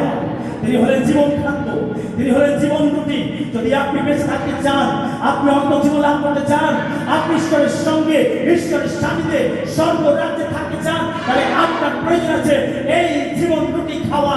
যিশু বলছেন, আমি জীবন রুটি। যদি আপনি এই জনের সুসমাচার 6 অধ্যায় পড়েন, একেবারে প্রথম থেকে পড়েন, এখানে প্রভু যিশু তিনি অলৌকিকভাবে 5টা রুটি 2টো মাছকে তিনি বহু গুণে বৃদ্ধি করেছিলেন। তিনি ক্ষুধার্ত লোকেদেরকে খাইয়েছিলেন। যারা সকাল থেকে সন্ধ্যা পর্যন্ত তার বাক্য শুনছিল, তারা ক্ষুধার্ত হয়ে গেছিল। যারা যারা এই অবস্থায় যিশুর সঙ্গে ছিল, তখন যিশু তাদেরকে 5টা রুটি 2টো মাছ বহু গুণে বৃদ্ধি করে তিনি তাদেরকে খাইয়েছিলেন। তারা খেয়ে তৃপ্ত হয়েছিল এবং 12 টাকা বেঁচে গেছিল। আর এই অলৌকিক ঘটনার পরে দেখি যে লোকেরা তারা যিশুকে রাজা রূপে পেতে চাইছে। তারা যিশুকে খুঁজছে, কোথায় যিশু, কোথায় যিশু? তারা খুঁজছে, কোথায় যিশু? যখন যিশু দেখা গেছে, তারা বলছে, যিশু আমরা আপনাকে কখন থেকে খুঁজছিলাম, আপনি কোথায়, কোথায় ছিলেন আপনি? যিশু বলছেন, তোমরা আমাকে এমনি এমনি খুঁজছো না, তোমরা সেই রুটি খেয়েছিলে বলে আমাকে খুঁজছো। তারা যিশুকে রাজা রূপে পেতে চাইছো। যদি একবার যিশু রাজা হন, যদি একবার তিনি সিংহাসনে বসেন, তাহলে আমাদের আর কিসের চিন্তা, আমাদের আর কাজকর্ম করতে হবে না। কেননা তিনি কি দেবেন? জল দেবেন, তিনি রুটি দেবেন, তিনি মাছ দেবেন, অলৌকিক ভাবে তিনি আমাদের খাদ্যের যোগান দেবেন। সেদিন আমাদের আর কোনো চিন্তা নেই। যদি একবার তিনি রাজা হয়ে সিংহাসনে বসেন, তাহলে আমাদের তো আর চিন্তার কোনো কারণই থাকবে না। কারণ যিশুকে রাজা করতে চাইছে। কিন্তু যিশু বলেন, আমি তোমাদেরকে এই জাগতিক খাদ্য দেব না, আমি তোমাদেরকে অনন্তকালীন খাদ্য দেব, আর সেটা হচ্ছে জীবন রুটি। যিশু বলছেন, আমি সেই জীবন রুটি, যে আমাকে খাবে সে অনন্তকাল ধরে বেঁচে থাকবে। যিশু হলেন জীবন রুটি। এই অলৌকিক কাজ করার পরে তিনি লোকেদেরকে রুটি খাইয়ে তৃপ্ত করার পরে তিনি এই জাগতিক রুটির সঙ্গে তিনি নিজেকে তুলনা করলেন। এই জাগতিক রুটি তোমাদের জাগতিক খিদাকে মেটাবে, কিন্তু যদি তুমি আমাকে বিশ্বাস করো, যদি তুমি আমাকে জানতে পারো, যদি তুমি আমাকে গ্রহণ করো, তাহলে তুমি অনন্তকাল বেঁচে থাকবে। আমি হলাম সেই জীবন। হালেলুয়া। যিশুকে জীবন দিতে। এক নম্বর হচ্ছে যিশু হলেন ঈশ্বরের নিজস্ব ব্যক্তিগত বাক্য। দুই হচ্ছে যিশু হলেন জীবন, জাগতিক কি নয়, যিশু হলেন জীবন। Amen, hallelujah. যদি আপনি জীবন পেতে চান তাহলে জীবন রুটি আপনাকে খেতে হবে, জীবন রুটি খেতে হবে। কিভাবে আপনি জীবন রুটি খেতে পারেন? যখন আপনি প্রত্যেক ঈশ্বরের বাক্য পাঠ করবেন, আপনি জীবন রুটি খাচ্ছেন। যখন আপনি যিশুকে বিশ্বাস করবেন, তাকে হৃদয়ে গ্রহণ করবেন, তখন আপনি সেই জীবন রুটি খাচ্ছেন। আর এটা আপনাকে আত্মিকভাবে শক্তিযুক্ত করবে, আপনাকে বাঁচিয়ে রাখবে, এই জগতে আপনাকে টিকিয়ে রাখবে। শয়তান আপনাকে পেরে ফেলতে পারবে না, কোনো পাপ, কোনো অন্ধকার আপনাকে ধরে রাখতে পারবে না। তার কারণে আপনার মধ্যে জীবন রয়েছে। আপনি যে জীবন রুটি খাচ্ছেন, যিশু হলেন জীবন রুটি। তারপরে আমরা দেখি যিশু দাবি করে বলছেন, আমি জগতের জ্যোতি, আমি জগতের জ্যোতি। আমরা যোহন লিখিত সুসমাচার 8 অধ্যায় 12 পদ, যোহন 8:12 পদ। যিশু আবার লোকদের কাছে কথা কহিলেন, তিনি বলিলেন, আমি জগতের জ্যোতি। যে আমার পশ্চাৎ আইছে সে কোনো মতে অন্ধকারে চলিবে না। যিশু বলছে, আমি জগতের জ্যোতি, আমি জগতের জ্যোতি। যদি আপনি 8 অধ্যায় 1 থেকে পড়েন, এইখানে প্রভু যিশু একজন ব্যভিচার ক্রিয়াতে রত অবস্থায় স্ত্রী লোকের পাপকে তিনি ক্ষমা করেছেন। একজন স্ত্রী লোককে ফরিসিরা, যারা শাস্ত্র গুরু ছিল, তারা যিশুর কাছে ধরে নিয়ে এসেছিল। মুশির ব্যবস্থা ছিল, যদি ব্যভিচার ক্রিয়ায় রত অবস্থায় কেউ ধরা পড়ে তাহলে তাকে পাথর ছুঁড়ে মেরে ফেলা হবে। আর এই ব্যাপারে স্ত্রী লোককে যিশুর কাছে ধরে আনা হয়েছিল, আর যিশুকে প্রশ্ন করছিল। মুশির ব্যবস্থা লেখা রয়েছে যে যদি ব্যভিচার ক্রিয়ায় রত অবস্থায় কেউ ধরা পড়ে তাহলে তাকে পাথর ছুঁড়ে মেরে ফেলা হবে। আপনি কি বলেন? কি বলেন আপনি? যিশু তিনি বলেছেন যে কেউ পাপ করে সেই প্রথমে পাথরটা মারবে। প্রত্যেকের হাতে হয়তো পাথর ছিল, পকেটে হয়তো পাথর ছিল, তারা একেবারে প্রস্তুতি নিয়ে এসেছে যিশুকে ফাঁদে ফেলার জন্য। দেখে যিশু কি বলে, যদি ওদের পাথর ছুঁড়ে মেরে ফেলতে, তার মানে রোমীয় সোলজাররা এসে যিশুকে ধরবে, কারণ তিনি একজনকে হত্যা করার অনুমতি দিয়েছেন। আর যদি তিনি ব্যবস্থাকে লঙ্ঘন করেন তাহলে তিনি একজন যে মিথ্যা ভাববাদী সেটা প্রমাণিত হবে। কারণ মুশরিক ব্যবস্থা লেখা রয়েছে যে যদি এরকম অবস্থাকে ধরা পড়ে তাহলে তাকে পাথর ছুঁড়ে মেরে ফেলতে হবে। দেখি যিশু কি উত্তর দেয়। যিশুকে ফাঁদে ফেলার জন্য এই চক্রান্ত আগে থেকে এগুলো প্ল্যান পরিকল্পনা করে তারা এই স্ত্রী লোকটাকে যিশুর কাছে নিয়ে এসেছে। বলুন কি করব? তারা ভাবছে বেশ মজা, যিশু নিজেকে একজন ভাববাদী বলে, নিজেকে একজন ঈশ্বর প্রেরিত বলে, নিজেকে একজন মসিহ বলে। দেখি কি করে, এখানে কি উত্তর দেয়। না তো এদিকে যেতে পারবে, না ওদিকে যেতে পারবে। যিশু এবারে ফেসেছে আমাদের কাছে। তারা এরকম প্রস্তুতি নিয়ে এসেছে। যিশু বলছে যে একটি পাপ করবে, একটিও পাপ করবে, সেই প্রথমে পাথরটা মারবে। যে পাথর তারা সেই স্ত্রীটাকে মারবে বলে এসেছিল, সেই পাথরটা তো ঘুরে এসে কান তাদের মাথায় লেগেছে। তারা একটা দর্শন লাভ করেছিল, নিজেদের সম্বন্ধে প্রথমবার তারা একটা দর্শন লাভ করেছিল। হয়তো তারা দেখেছিল, আরে আমি তো এখানে পাপ করেছি, আরে ওইখানে তো আমি আজ্ঞা লঙ্ঘন করেছি, আরে ওইখানে তো আমি এই মিথ্যা কথা বলেছি, আরে এখানে তো আমি ভুল কাজটা করেছি। যিশু এই বলে তিনি আঙুল দিয়ে মাটিতে কিছু লিখছিলেন। তিনি কিছু লিখছিলেন, জানি না কি লিখছিলেন। যিশুর মুখ তুলে তাকালেন, তিনি দেখলেন ওই স্ত্রী লোকটা ছাড়া আর কেউ সেখানে নেই। ওই পাথরগুলো সেখানে পড়ে আছে। প্রত্যেকের বিবেক প্রত্যেকে দংশন করেছিল যে তারা পাপী, প্রত্যেকে পাপী। প্রত্যেকের বিবেক প্রত্যেকে দংশন করেছিল তারা সব পাপী। তারা সবাই পাথর ফেলে দিয়ে চলে গেছিল। যিশু স্ত্রী লোকটাকে জিজ্ঞাসা করছে, আরে সবাই চলে গেছে, কেউ তোমাকে মারেনি? স্ত্রী লোকটা যিশুর মধ্যে এই স্বর্গীয় প্রেম সে দেখেছিল। যিশুর চোখের মধ্যে এই প্রথমবার নিঃস্বার্থ প্রেম সে লক্ষ্য করেছিল, যেটা তিনি কারোর মধ্যে কখনো করতে পারেন। সবার মধ্যে স্বার্থপরতা রয়েছে। এই যিশুই সেই ব্যক্তি যার মধ্যে তিনি নিঃস্বার্থ প্রেম দেখতে পেলেন, এক স্বর্গীয় প্রেম দেখতে পেলেন। যিশু বলে, যাও, যখন কেউ তোমাকে দোষ করে না, আমি তোমাকে দোষ করি না, তবে তুমি আর না পাও। যিশু যখনই স্ত্রীলোকটির পাপকে ক্ষমা করলেন, আর তারপরে তিনি তুলে ধরলেন, আমি জগতের জ্যোতি, আমি জগতের জ্যোতি। যদি কেউ আমার পথে আসে, তবে সে অন্ধকারে চলবে না, কিন্তু জীবনের তৃপ্তি পাবে। তিনি হলেন জীবন জ্যোতি, তার মধ্যে প্রকৃত জ্যোতি রয়েছে। যে কেউ তার কাছে আসে, তার জীবন আলোকিত হয়, তার জীবনের সমস্ত অন্ধকার ঘুচে যায়, তার জীবন বদলে যায়। যিশুর জগৎ জ্যোতি। যদি আপনি যিশুর কাছে এসেছেন, যিশু তার জ্যোতি দিয়ে আপনার জীবনকে আলোকিত করবে। আপনার জীবনে কোনো অন্ধকার থাকবে না।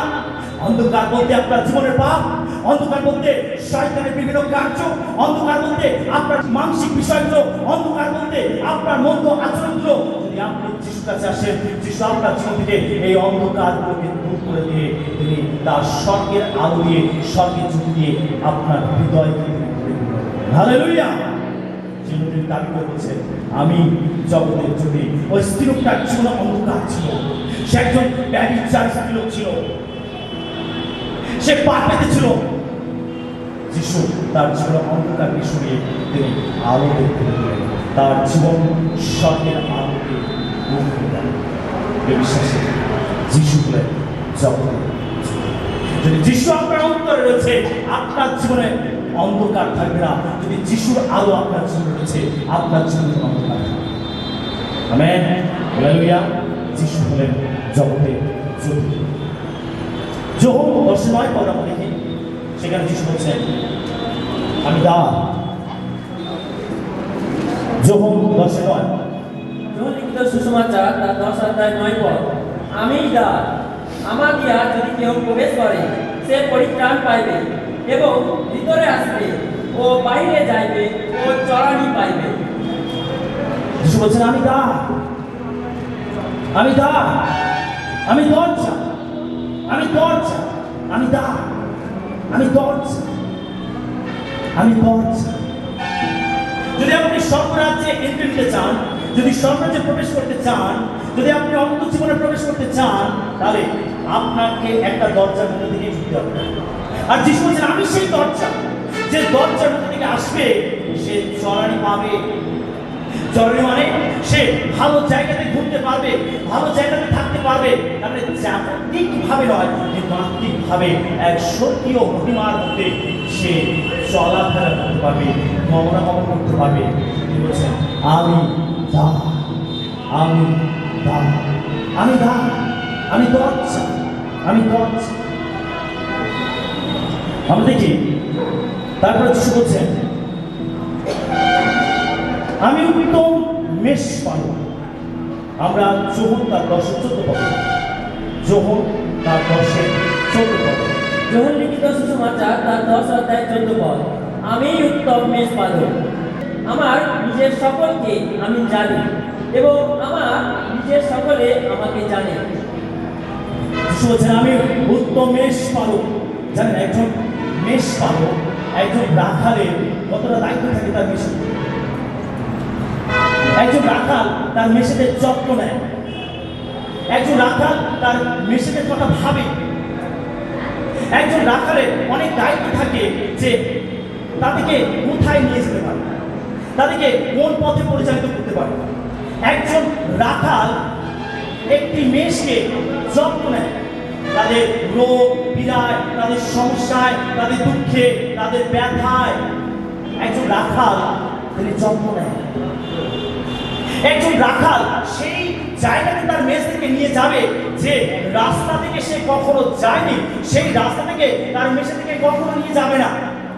কারণ মেষে থেকে একজন রাখাল যখন চড়ায় তখন তখন সে তার মেষেদের সুরক্ষার কথা ভাবে। সে জানে যে তার মেষেরা কোন জায়গায় কতটা নিরাপদ, আর এইরকম জায়গাতে একজন রাখাল তার মেষেদেরকে নিয়ে যায়। কোথায় ভালো ঘাস আছে, কোথায় শান্ত জল আছে, কোথায় তারা বিশ্রাম নিতে পারবে, কোথাও কোনো দস্যু আছে কিনা তাদেরকে লুট করে নিয়ে যেতে পারে, কোথাও কোনো হিংস্র জন্তু আছে কিনা এসে তাদেরকে আক্রমণ করতে পারে, কোথাও কোনো চড়াই উতরাই আছে কিনা যেখানে মেষেদেরকে হাঁটতে অসুবিধা হবে। এই রকম বিষয় সম্বন্ধে একজন রাখালকে ভালো করে জানতে হবে, তবে সে তার মেষেদেরকে সুন্দরভাবে পরিচালনা করতে পারে। আর যিশু বলছে, আমি উত্তম মেষ পালক, আমি উত্তম মেষ পালক। আমি আমার মেষেদেরকে জানি, আমার মেষেরা আমার রব শোনে। আমি যখন তাদেরকে ডাকি, তাদের নাম ধরে ডাকি, তারা তখন সব কিছু ছেড়ে তারা আমার রব শুনে তারা বেরিয়ে আসে। যেমন আছে আপনারা আমার মেষেরা আমার রব জানে, তারা জানে, তারা শোনে, তারা বোঝে আমার রব কোনটা। তিনি হলেন উত্তম মেষ পালক। তিনি আমাদের যত্ন নেন। যখন আমরা কষ্টের মধ্যে থাকি, দুঃখের মধ্যে থাকি, সমস্যার মধ্যে থাকি, তিনি আমাদের যত্ন নেন। তিনি আমাদের ছেড়ে বাড়ি যান না। তিনি তার জীবন দিয়ে আমাদেরকে রক্ষা করেন। তিনি তা করেছেন, তিনি তা করেছেন। যখন আমি আপনি একেবারে জীবনে একেবারে দুর্বিষহ অবস্থার মধ্যে পড়েছিলাম, তখন প্রভু যিশু তিনি আমাদের তার জীবন দিয়ে রক্ষা করেছেন। তিনি দাবি করেছেন, আমি বেতনজীবী মেষ পালক নই। যে বেতনজীবী অর্থাৎ যে চাকরি করে, যাকে টাকা দিয়ে মাইনে দিয়ে রাখাল রূপে রাখা হয়েছে, যখনই বিপদ আসবে সে তখন কি করবে? সেই মেষ পালকে ফেলে দিয়ে সে নিজের প্রাণ বাঁচাতে পারে যাবে। কিন্তু যে উত্তম মেষ পালক, সে তার মেষকে বাঁচানোর জন্য সে নিজে করতে প্রস্তুত। হালেলুয়া। আর যিশু তার করেছেন কালভারি ক্রুশে। আমেন। কালভারি ক্রুশে তিনি নিজের প্রাণকে বলি দিয়েছেন। তিনি দেখিয়েছেন, তিনি প্রমাণ করেছেন যে তিনি উত্তম মেষ পালক। তিনি তার মেষেদের জন্য নিজের জীবনকে উৎসর্গ করেছেন। তিনি ভয় পালিয়ে যাননি। তিনি শয়তানের মতো দস্যুকে দেখে তিনি ভয় পালিয়ে যাননি। তিনি পাপের মতো ঘৃণ্য বিষয় থেকে তিনি ভয় পালিয়ে যাননি। তিনি নিজের প্রাণ দিয়ে আমাকে আপনাকে বাঁচিয়েছেন। তিনি ভয় পালিয়ে যাননি। তিনি উত্তম মেষ পালক। তিনি আমাকে আপনাকে বাঁচিয়েছেন তার নিজের জীবন দিয়ে। তাই তিনি এখানে দাবি করছেন, আমি উত্তম মেষ পালক। আমার আপনার রাখাল ঘুমিয়ে পড়ে না, ঘুমিয়ে পড়ে না। আমার আপনার রাখাল উত্তম চরণে আমাদেরকে চালান। আমার আপনার রাখাল তিনি বিশ্রাম জলের ধার ধারে আমাদেরকে গমন করান। আমার আপনার রাখাল আমাদের অভাবকে মিটিয়ে দেন। আমার আপনার রাখাল তিনি আমাদের প্রার্থনা শোনেন। তিনি দাবি করে বলছেন, আমি উত্তম মেষ পালক। যিশু চলে জোরে পড়ে।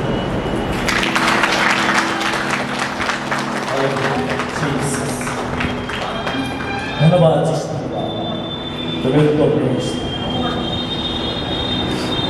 তুমি আমাদের জন্য সব থেকে ভালো চিন্তা করো, আমাদের জন্য সব থেকে ভালো পরিকল্পনা তুমি করো। Thank you Jesus. তারপর আমরা দেখি তিনি দাবি করে বলছেন, আমি পুনরুত্থান ও জীবন। আমরা যোহন লিখিত সুসমাচার তার 11 অধ্যায় 25 এবং 26 পদ। যোহন লিখিত সুসমাচার তার 11 অধ্যায় 25 ও 26 পদ। যিশু তাহাকে কহিলেন, আমি পুনরুত্থান ও জীবন। যে আমাদের বিশ্বাস করে সে মরিলেও জীবিত থাকিবে, আর যে কেউ জীবিত আছে এবং আমাদের বিশ্বাস করে সে কখনো মরিবে না। ইহা কি বিশ্বাস করো? আমেন। যিশু দাবি করে বলছেন, আমি পুনরুত্থান ও আমি জীবন। এই দাবিটা করার আগে প্রভু যিশু তিনি কি বললেন? মৃত লাশাকে জীবন দিলেন। যদি আপনি যোহন লিখিত সুসমাচার 11 অধ্যায় পড়েন, আপনি ওখানে দেখবেন যে লাশার মারা গেছিল, 4 দিন হয়ে গেছিল, সে কবরের মধ্যে ছিল। আর যিশু এই 4 দিনে পচে যাওয়া মরে যাওয়া লাশারকে তিনি কবরের সামনে এসে তিনি ডাকলেন, লাশার বেরিয়ে এসো। আর 4 দিন মরে যাওয়া এই লাশার কবর থেকে বেরিয়ে আসলো। তার মানে তিনি মৃতকে জীবন দিলেন, তার মধ্যে জীবন আছে, তিনি মৃতকে জীবন দিলেন, তিনি প্রমাণ করলেন যে তিনি জীবন। আর তাই তিনি এখানে দাবি করছেন, তিনি কোনো কিছু দাবি করার আগে তিনি তা করে দেখিয়েছেন। তিনি কোনো মন করে কথা বলেননি, তিনি নিজেকে উজ্জীবিত করার জন্য বলেননি, তিনি কোনো কিছু দাবি করার আগে তিনি তা প্রমাণ করে দেখিয়েছেন। তিনি প্রমাণ করে দেখিয়েছেন যে তার মধ্যে জীবন আছে। আর তাই তিনি এখানে দাবি করছেন, আমি পুনরুত্থান ও আমি জীবন। যে আমাদের বিশ্বাস করে সে মরলেও জীবিত থাকবে, এবং যারা জীবিত আছে আমাদের বিশ্বাস করে তারা কখনো মরবে না। Hallelujah, hallelujah. যিশু পুনরুত্থান ও জীবন, তার মধ্যে জীবন আছে। প্রিয় বিশ্বাস, তার মধ্যে জীবন আছে। আপনি যে জীবন পেতে চান সেই জীবন তার মধ্যে রয়েছে। তিনি যে জীবন দেন সেই জীবন কেউ কেড়ে নিতে পারবে না।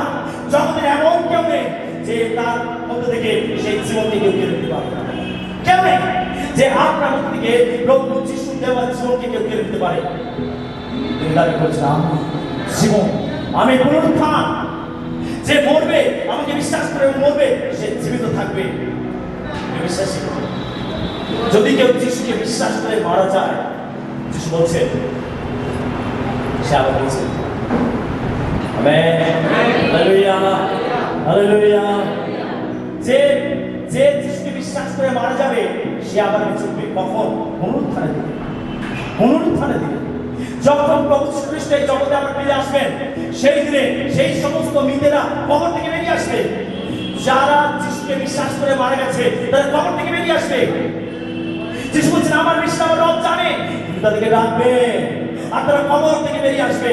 যারা যিশুতে মারা যাবে তারা মৃত্যুকে জয় করে বেঁচে উঠবে।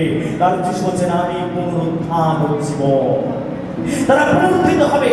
যেভাবে যিশু মৃত্যুকে জয় করে বেঁচে উঠেছে, আর যারা যিশুকে বিশ্বাস করবে তারাও মৃত্যুকে জয় করে বেঁচে উঠবে।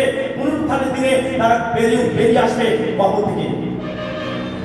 আর সেই দিনে যারা যিশুকে বিশ্বাস করে বেঁচে থাকবে তারা মরবে না, তারা রূপান্তরিত হবে, র্যাপচার হবে। হালেলুয়া। তারা এই রক্ত মাংসের দেহকে ত্যাগ করে তারা স্বর্গীয় দেহ ধারণ করবে এবং যিশুর সঙ্গে তারা মিলিত হবে, এবং 1000 বছর এই পৃথিবীতে আমরা যিশুর সঙ্গে রাজত্ব করবো। কত বছর বিশ্বাসী? জোরে বলি, কত বছর? মানুষ কত বছর বাঁচে? কত বছর বাঁচে? হ্যাঁ, বাইবেল বলছে কত বছর বাঁচে? 70 বছর বয়সযুক্ত হলে 80 বছর। এই ছবিটা বই লেখা আছে, 70 বছর বয়সযুক্ত হলে 80 বছর। তার থেকে বেশি কেউ কেউ বাঁচে, ঠিক আছে, কিন্তু 1000 বছর তো কেউ বাঁচে না। হ্যাঁ, বাঁচে কেউ 1000 বছর? 1000 বছর কেউ বাঁচে না। কিন্তু যদি আপনি যিশুকে বিশ্বাস করেন, এই পৃথিবীতে যিশুর সঙ্গে আমরা 1000 বছর রাজ করব। যিশু জোরে বলতে হবে।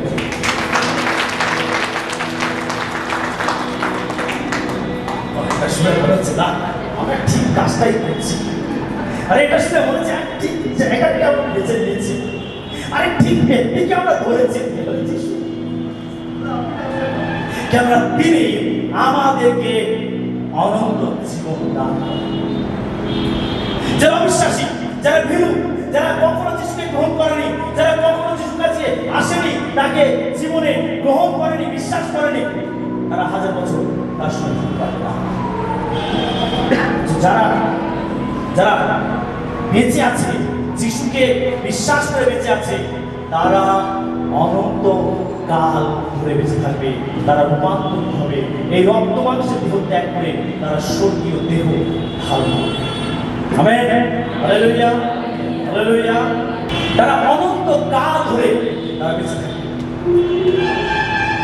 আপনি ভাবুন, যখন যিশু আসবে, সেই বিশ্বাসীরা যারা যিশুকে বিশ্বাস করে বেঁচে থাকবে, তারা রূপান্তরিত, তাদেরকে খুঁজে পাওয়া যাবে, খুঁজে পাওয়া যাবে। আরে কোথায় গেল ঈশ্বরের লোকটা?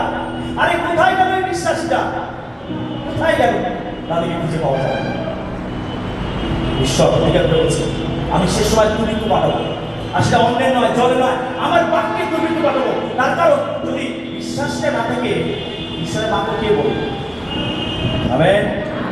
যদি বিশ্বাস না থাকে তাহলে ঈশ্বরের বাক্য কে বলবে? লোকেরা শুনতে চাইবে ঈশ্বরের বাক্য। আরে আমাদেরকে ঈশ্বরের বাক্য শোনাও, আমাদেরকে সুসমাচার দাও, আমরা একটু জানতে চাই, আমরা পরিত্রাণ পেতে চাই। কিন্তু সেই দিনে না তো ঈশ্বরের লোকেরা থাকবে আর না ঈশ্বরের বাক্য বলার লোক থাকবে।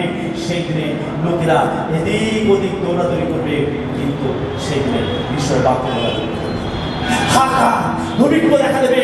ঈশ্বর বলছে খাদ্যে নয়, জলে নয়। আরে অনেক খাদ্য মজুদ থাকবে তাদের ঘরেতে, অনেক শস্য মজুদ থাকবে তাদের গোলা ঘরেতে, অনেক অর্থ তাদের ব্যাংকেতে থাকবে, তাদের শোকেসে থাকবে, আলমারিতে থাকবে, কিন্তু ঈশ্বরের বাক্য বলার লোক থাকবে না। সেই জন্য সময় থাকবে ঈশ্বরের বাক্য আমাদেরকে ধরতে হবে। ঈশ্বরের বাক্য আমাদের জীবনে। আমেন। হালেলুয়া। যিশু বলছেন আমি পুনরুত্থান বলছিল। আমরা 1000 বছর যিশুর সঙ্গে থাকব, 1000 বছর।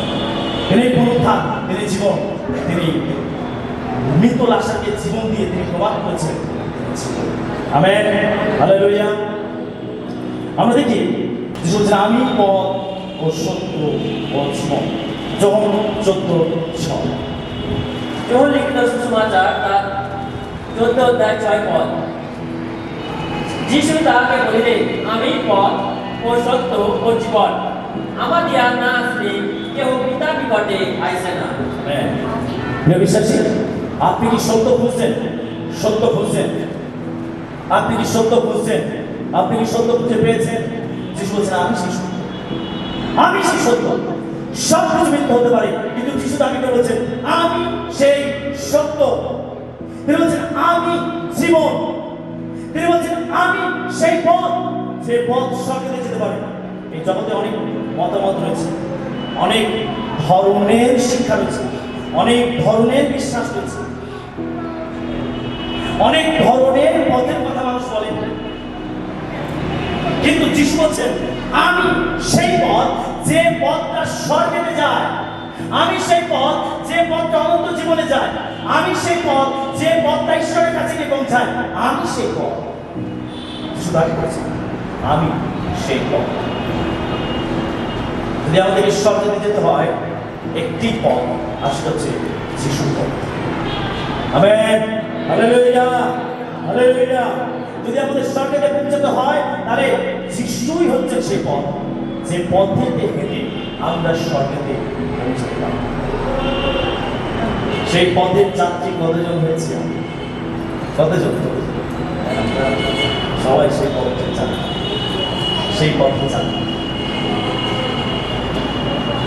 এই পথে কষ্ট আছে, দুঃখ আছে, তাড়না আছে, কিন্তু ফল নিশ্চিত। আমেন। ফল নিশ্চিত। স্বর্গেতে পৌঁছবে, ফল নিশ্চিত। দুঃখ থাকতে পারে, কষ্ট থাকতে পারে, তাড়না থাকতে পারে, অভাব থাকতে পারে, পরীক্ষা থাকতে পারে, বিভিন্ন কারণে ভরা থাকতে পারে, কিন্তু ফল নিশ্চিত। এটা পাক্কা যাকে স্বর্গে আছে। কেননা এই পথ সোজা স্বর্গে নিয়ে পৌঁছাবে। যিশু হচ্ছে সেই পথ। যখন 15:1 পদে যিশু বলছেন আমি প্রকৃত দ্রাক্ষালতা। যোহন লিখিত সুসমাচার তার 15 অধ্যায় 1 পদ। আমি প্রকৃত দ্রাক্ষালতা এবং আমার পিতা কৃষক। যিশু হচ্ছেন আমি প্রকৃত দ্রাক্ষালতা। যিশু হচ্ছেন প্রকৃত গাছ। তিনি হচ্ছেন প্রকৃত গাছ। যিশু বলছেন যদি গাছের সঙ্গে ডাল যুক্ত না থাকে, তাহলে সেই ডালটা কখনো সতেজ থাকতে পারে না। একটা গাছের ডাল যদি কেটে দেওয়া হয়, তাহলে সেই ডালটা একদিনের মধ্যেই কিন্তু শুকনো হয়ে যাবে। কিন্তু সেই ডালটা যদি গাছের সঙ্গে যুক্ত থাকে, তাহলে সেই ডালটা কিন্তু সতেজ থাকবে, তার পাতাও সতেজ থাকবে, সে ফুল দেবে, ফল দেবে, ঠিক সময় সে ফুল ফল দেবে। কিন্তু যদি সেই ডালটাকে কেটে দেওয়া হয়, তাহলে সে কিন্তু সতেজ থাকতে পারবে না, সেটা শুকনো হয়ে যাবে এবং লোকেরা সেটাকে নিয়ে আগুনে পুড়িয়ে দেবে। যিশু বলছেন আমি প্রকৃত দ্রাক্ষালতা। যদি তুমি প্রকৃত স্বর্গীয় জীবন লাভ করতে চাও, তাহলে আমার সঙ্গে যুক্ত থাকতে হবে। আমার সঙ্গে যুক্ত থাকতে হবে। কিভাবে আমরা তার সঙ্গে যুক্ত থাকতে পারি? প্রার্থনার মধ্যে এসে, মণ্ডলীর মধ্যে এসে, ঈশ্বরের বাক্য মধ্যে জীবনযাপন করে, প্রার্থনা করে, আরাধনা করে, প্রশংসা করে, তার পথে চলে আমরা তার সঙ্গে যুক্ত থাকতে পারি। আমেন। হালেলুয়া। আর যখন আমরা এইভাবে তার সঙ্গে যুক্ত থাকবো, তখন আমরা জীবনের শক্তি লাভ করবো আমাদের জীবনে, ঐশ্বরিক জীবন লাভ করবো আমাদের জীবনে, পবিত্র আত্মার বরদান লাভ করবো আমাদের জীবনে, ঈশ্বরের অ্যানয়েন্টিং লাভ করবো আমাদের জীবনে। তখন আমরা ফুল ফলে আমরা থাকবো। তাই যিশু বলছেন, আমি প্রকৃত দ্রাক্ষালতা, আমি প্রকৃত দ্রাক্ষালতা। যিশু এই জহলিখিত সুসমাচারে তিনি দাবি করেছেন 7 বার আমি শব্দটা বলি। তিনি 7 বার দাবি করেছেন আমি শব্দটা বলি। আর জহলিখিত সুসমাচার এক পদে যেখানে যিশুকে তুলে ধরা হচ্ছে ঈশ্বরের জীবন্ত বাক্য। যিশুকে জহলিখিত সুসমাচার থেকে আমরা কি জানতে পারলাম, কি শিখতে পারলাম? 1 নম্বর বলি হয়েছে, 1 নম্বর কি? যিশুকে ঈশ্বরের নিজস্ব ব্যক্তিগত বাক্য। 2, যিশুকে জীবন রূপী। 3, জগতে জ্যোতি। 4, আমি দ্বার। 5, আমি উত্তম মেষপালক। 6, আমি পুনরুত্থান ও জীবন। 7, 8, আমি প্রকৃত দ্রাক্ষালতা। মোট 7 বার আমি ব্যবহার করেছি শুধু একটি জায়গায় যিশুকে ঈশ্বরের জীবন্ত বাক্য রূপে দাবি করেছে, তুলে ধরেছে। বিশ্বাসী যদি জিজ্ঞাসা করা হয় যিশুকে, আপনি ঈশ্বরের মুখে দিতে পারেন। যেন এই অভিজ্ঞতা আপনার হয় যিশুকে, যেন আপনার জীবন দিয়ে আপনি রিয়েলাইজ করতে পারেন যিশুকে। যখন তার সুসমাচারের মধ্যে যিশুকে বারে বারে তুলে ধরেছে, বারে বারে তুলে ধরেছে তিনি কে। যখন তার লেখা সুসমাচারে তিনি যিশুকে প্রেজেন্ট করেছেন আমাদের কাছে। জহলিখিত সুসমাচারের মূল পদ 31 পদ। জহলিখিত সুসমাচার তার 2 অধ্যায় 31 পদ। কিন্তু এই সকল লেখা হইয়াছে যেন তোমরা বিশ্বাস করো যে যিশুই খ্রিস্ট ঈশ্বরের পুত্র, আর বিশ্বাস করিয়া যেন তাহার নামে জীবন প্রাপ্ত হয়। আমেন। এই এতভাবে যিশুকে তুলে ধরার উদ্দেশ্য কি? কি উদ্দেশ্য? কেন বারে বারে যিশু নিজেকে তুলে ধরছেন আমি আমি আমি আমি আমি? কেন যিশু বারে বারে নিজেকে ভাবে তুলে ধরছেন? তার কারণ যেন আমরা জানতে পারি যিশুই খ্রিস্ট ঈশ্বরের পুত্র, আর তাকে বিশ্বাস করে যেন আমরা তার নামে জীবন প্রাপ্ত করতে পারি।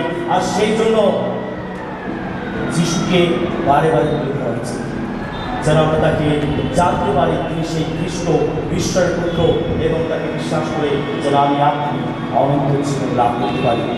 আর সেই জন্য যিশু নিজেকে দাবি করেছেন আমি আমি আমি আমি। Hallelujah hallelujah hallelujah. যিশু হলেন আমাদের পরিত্রাতা, আমাদের উদ্ধারকর্তা। তার কাছে আমরা কিছু করতে পারি, পৃথিবী আর কারোর কাছে আর কারোর কাছে নয়। কেউ নিজের সম্পূর্ণভাবে দাবি করেনি, কেউ সেভাবে কাজ করে দেখাতে পারেনি। তিনি কাজ করেছেন, তিনি দাবি করেছেন, তিনি প্রমাণ করেছেন তিনি কে। প্রিয় বিশ্বাসী, আপনি ভালো করেছিলেন যিশুকে, তিনি হলেন আমার আত্মা। তার মধ্যে সমস্ত জ্ঞান, তার মধ্যে সমস্ত বিদ্যা রয়েছে, তার মধ্যে নিখুঁত তত্ত্ব রয়েছে, তার মধ্যে শব্দ রয়েছে, তার মধ্যে অনন্ত জীবন রয়েছে, তার মধ্যে পাপের ক্ষমা রয়েছে, তার মধ্যে পরিত্রাণ রয়েছে, তার মধ্যে আনন্দতা রয়েছে, তার মধ্যে সব কিছু রয়েছে। তাই তিনি ফিলিপিও 3:10 পদে তিনি বলছেন যেন আমি তাহাকে, তার দুঃখ ভোগ, তার পুনরুত্থানের পরাক্রমকে জানতে পারি, যেন আমি যিশুকে জানতে পারি। প্রিয় বিশ্বাসী, আপনার জীবনে এই গভীর আগ্রহ থাকতে হবে, আমি যেন যিশুকে জানতে পারি। তিনি কে, তিনি আমার জন্য কি করেছেন, তিনি কি করতে পারে, আমি যেন যিশুকে জানতে পারি। এটা মেরে গভীর আকাঙ্ক্ষা। আজকে প্রিয় বিশ্বাসী, আমাকে আপনাকে জানতে হবে যিশুকে, তিনি কি করেছেন, তিনি কি করতে পারে, আমি যেন তাকে জানতে পারি তিনি কে।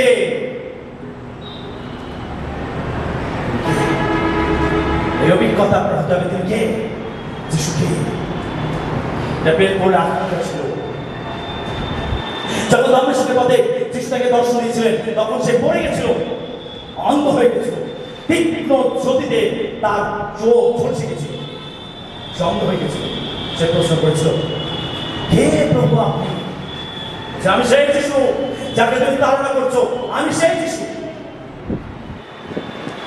এই বউ যিশুকে বিশ্বাস করতো না, সে যিশু আমাকে সহ্য করতে পারতো না। যারা যিশুর কথা বলতো তাদেরকে সে অত্যাচার করতো, তাড়না করতো তাদের উপরে। কিন্তু এই সৌ বউলে পরিণত হলো তার জীবন বলতে গেল। যিশু তার কাছে নিজেকে প্রকাশ করলেন, আর এই বউ আমাদেরকে যিশুর জন্য জীবনযাপন করেছেন এবং তার হৃদয়ের প্রতি আকাঙ্ক্ষাটা আমাদেরকে তিনি এইভাবে বলছেন, আমি যেন তার মৃত্যু, তার দুঃখ ভোগ, তার পুনরুদ্ধারের পরাক্রমকে জানতে পারি, আমি খ্রিস্টকে জানতে পারি। আচ্ছা, আমাদের প্রত্যেকের জীবনে এই গভীর আকাঙ্ক্ষা থাকতে হবে যিশুকে যেন তাকে আরো গভীরভাবে আমি জানতে পারি, যেন এটা আমাদের প্রত্যেক দিনের ধ্যানের বিষয় হয়, যেন এটা প্রত্যেক দিন আমাদের গভীর আকাঙ্ক্ষা হয়, যেন এটা প্রত্যেক দিন আমাদের চলাফেরা হয়, যেন আমি তাকে জানতে পারি। আপনি যদি জানতে চান, অবশ্যই তিনি আপনার কাছে নিজের প্রকাশ করবেন, যদি আপনি তাকে শুনতে চান। Amen, hallelujah, hallelujah. আসুন আমরা সবাই নিচে জায়গায় দাঁড়িয়ে যা কিছু সে বাক্য থেকে শুনলাম, আসুন আমরা আমাদের হৃদয়ে প্রভু যিশুকে আমরা তাকে গভীরভাবে আমাদের জীবনে আসুন যিশুর কাছে আমরা নিজেকে উৎসর্গ করি, তাকে আমাদের জীবনে গ্রহণ করি।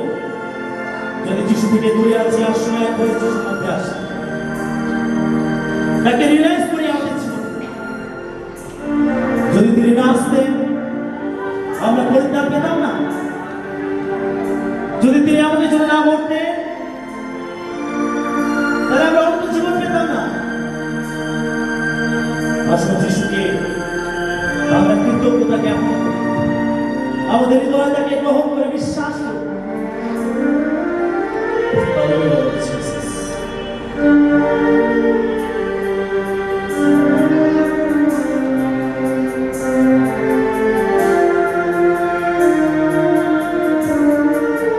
যিশু আমার পরম পিতা, যিশু আমার পরিত্রাতা, যিশু আমার পরিত্রাতা, যিশু আমার জীবনদাতা, যিশু আমার পরম পিতা, যিশু আমার পরিত্রাতা, যিশু আমার পরিত্রাতা, যিশু আমার জীবনদাতা।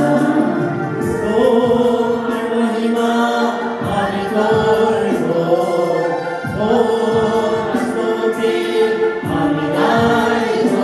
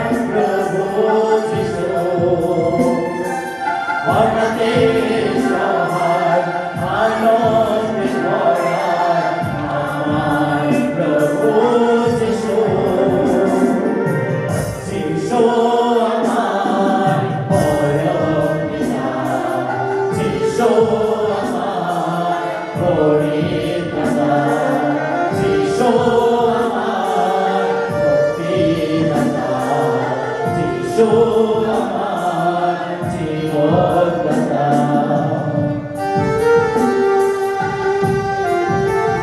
আমরা তোমাকে বিশ্বাস করি তো, তোমার কাছে আমাদের জীবনকে তুলে ধরি তো। Hallelujah, Lord Jesus.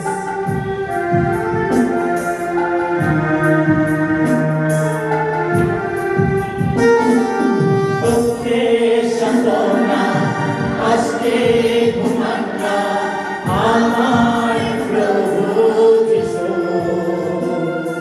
বিশ্রাম দেশে নিয়ে যাবে সে, আমার প্রভু যিশু। দুঃখে সান্ত্বনা, কষ্টে ঘুমান্না, আমার প্রভু যিশু বিশ্রাম দেশে নিয়ে যাবে সে, আমার প্রভু যিশু। যিশু আমার পরম পিতা, যিশু আমার পরিত্রাতা, যিশু আমার মুক্তিদাতা, যিশু আমার জীবনদাতা।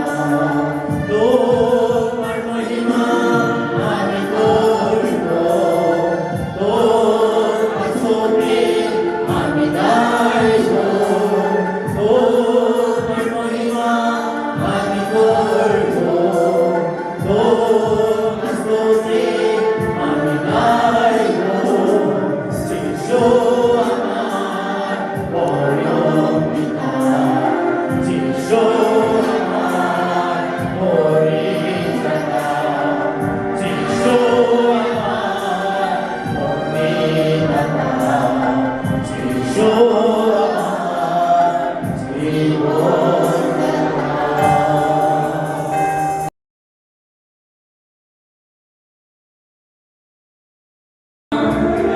মহিমা মহিমা তোমারই মহিমা, ও প্রভু তুমি আমায় ভালোবেসেছো, তুমি আমায় ভালোবেসেছো। একবার শুনে যিশু নাম, যার কিছু বন্ধ হচ্ছে হয়ে যাক সব যিশু নাম, যিশু নামে করে যাক। বাইরে রিলিজ করে দাও, বাইরে রিলিজ করে দাও। আমি মুক্ত করে যাবো, যিশু নামে মুক্ত করে দাও। Holy Spirit, বাইরে রিলিজ করে দাও। যিশু নাম, যিশু নাম, যিশু নাম। একবার শুনে বন্ধন থাকে হয়ে যাকে মুক্তি শুনে থাকে। আমি কমেন্ট করে প্রভু যিশু নামে হয়ে যাক তার জীবন থেকে, হয়ে যাক তার জীবন থেকে। মুক্ত হয়ে যাক, যার কিছু বন্ধন রয়েছে হয়ে যাক প্রভু যিশু নামে। যদি কোনো প্রকার শুনে থাকে আমি কমেন্ট করে ফেরত তার জীবন থেকে যিশু নামে বেরো।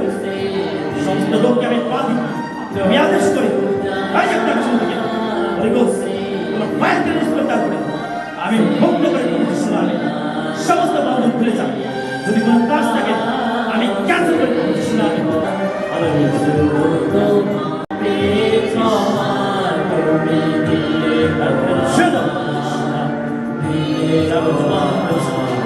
খুলে যাকে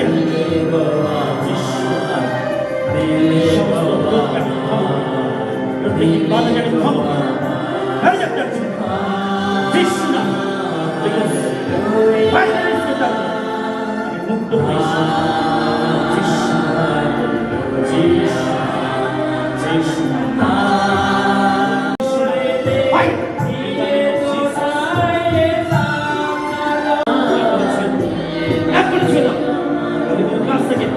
আমি ক্যান্সেল করে প্রভু যিশু নামে। সমস্ত অন্ধকারের শক্তিকে বাধি আমি কমেন্ট করে হয়ে যাক তার জীবন থেকে। সমস্ত অন্ধকারের শক্তি আমি আদেশ করে হয়ে যাক তার জীবন থেকে। যদি কোনো কাজ থেকে আমি ক্যান্সেল করে প্রভু যিশু নামে। সমস্ত প্রকার অন্ধকারের শক্তি, সমস্ত প্রকার বাধা বিঘ্ন আমি আদেশ করে হয়ে যাক তার জীবন থেকে। যিশু নামে বেরোছে আমি মুক্ত করি, যিশু নামে মুক্ত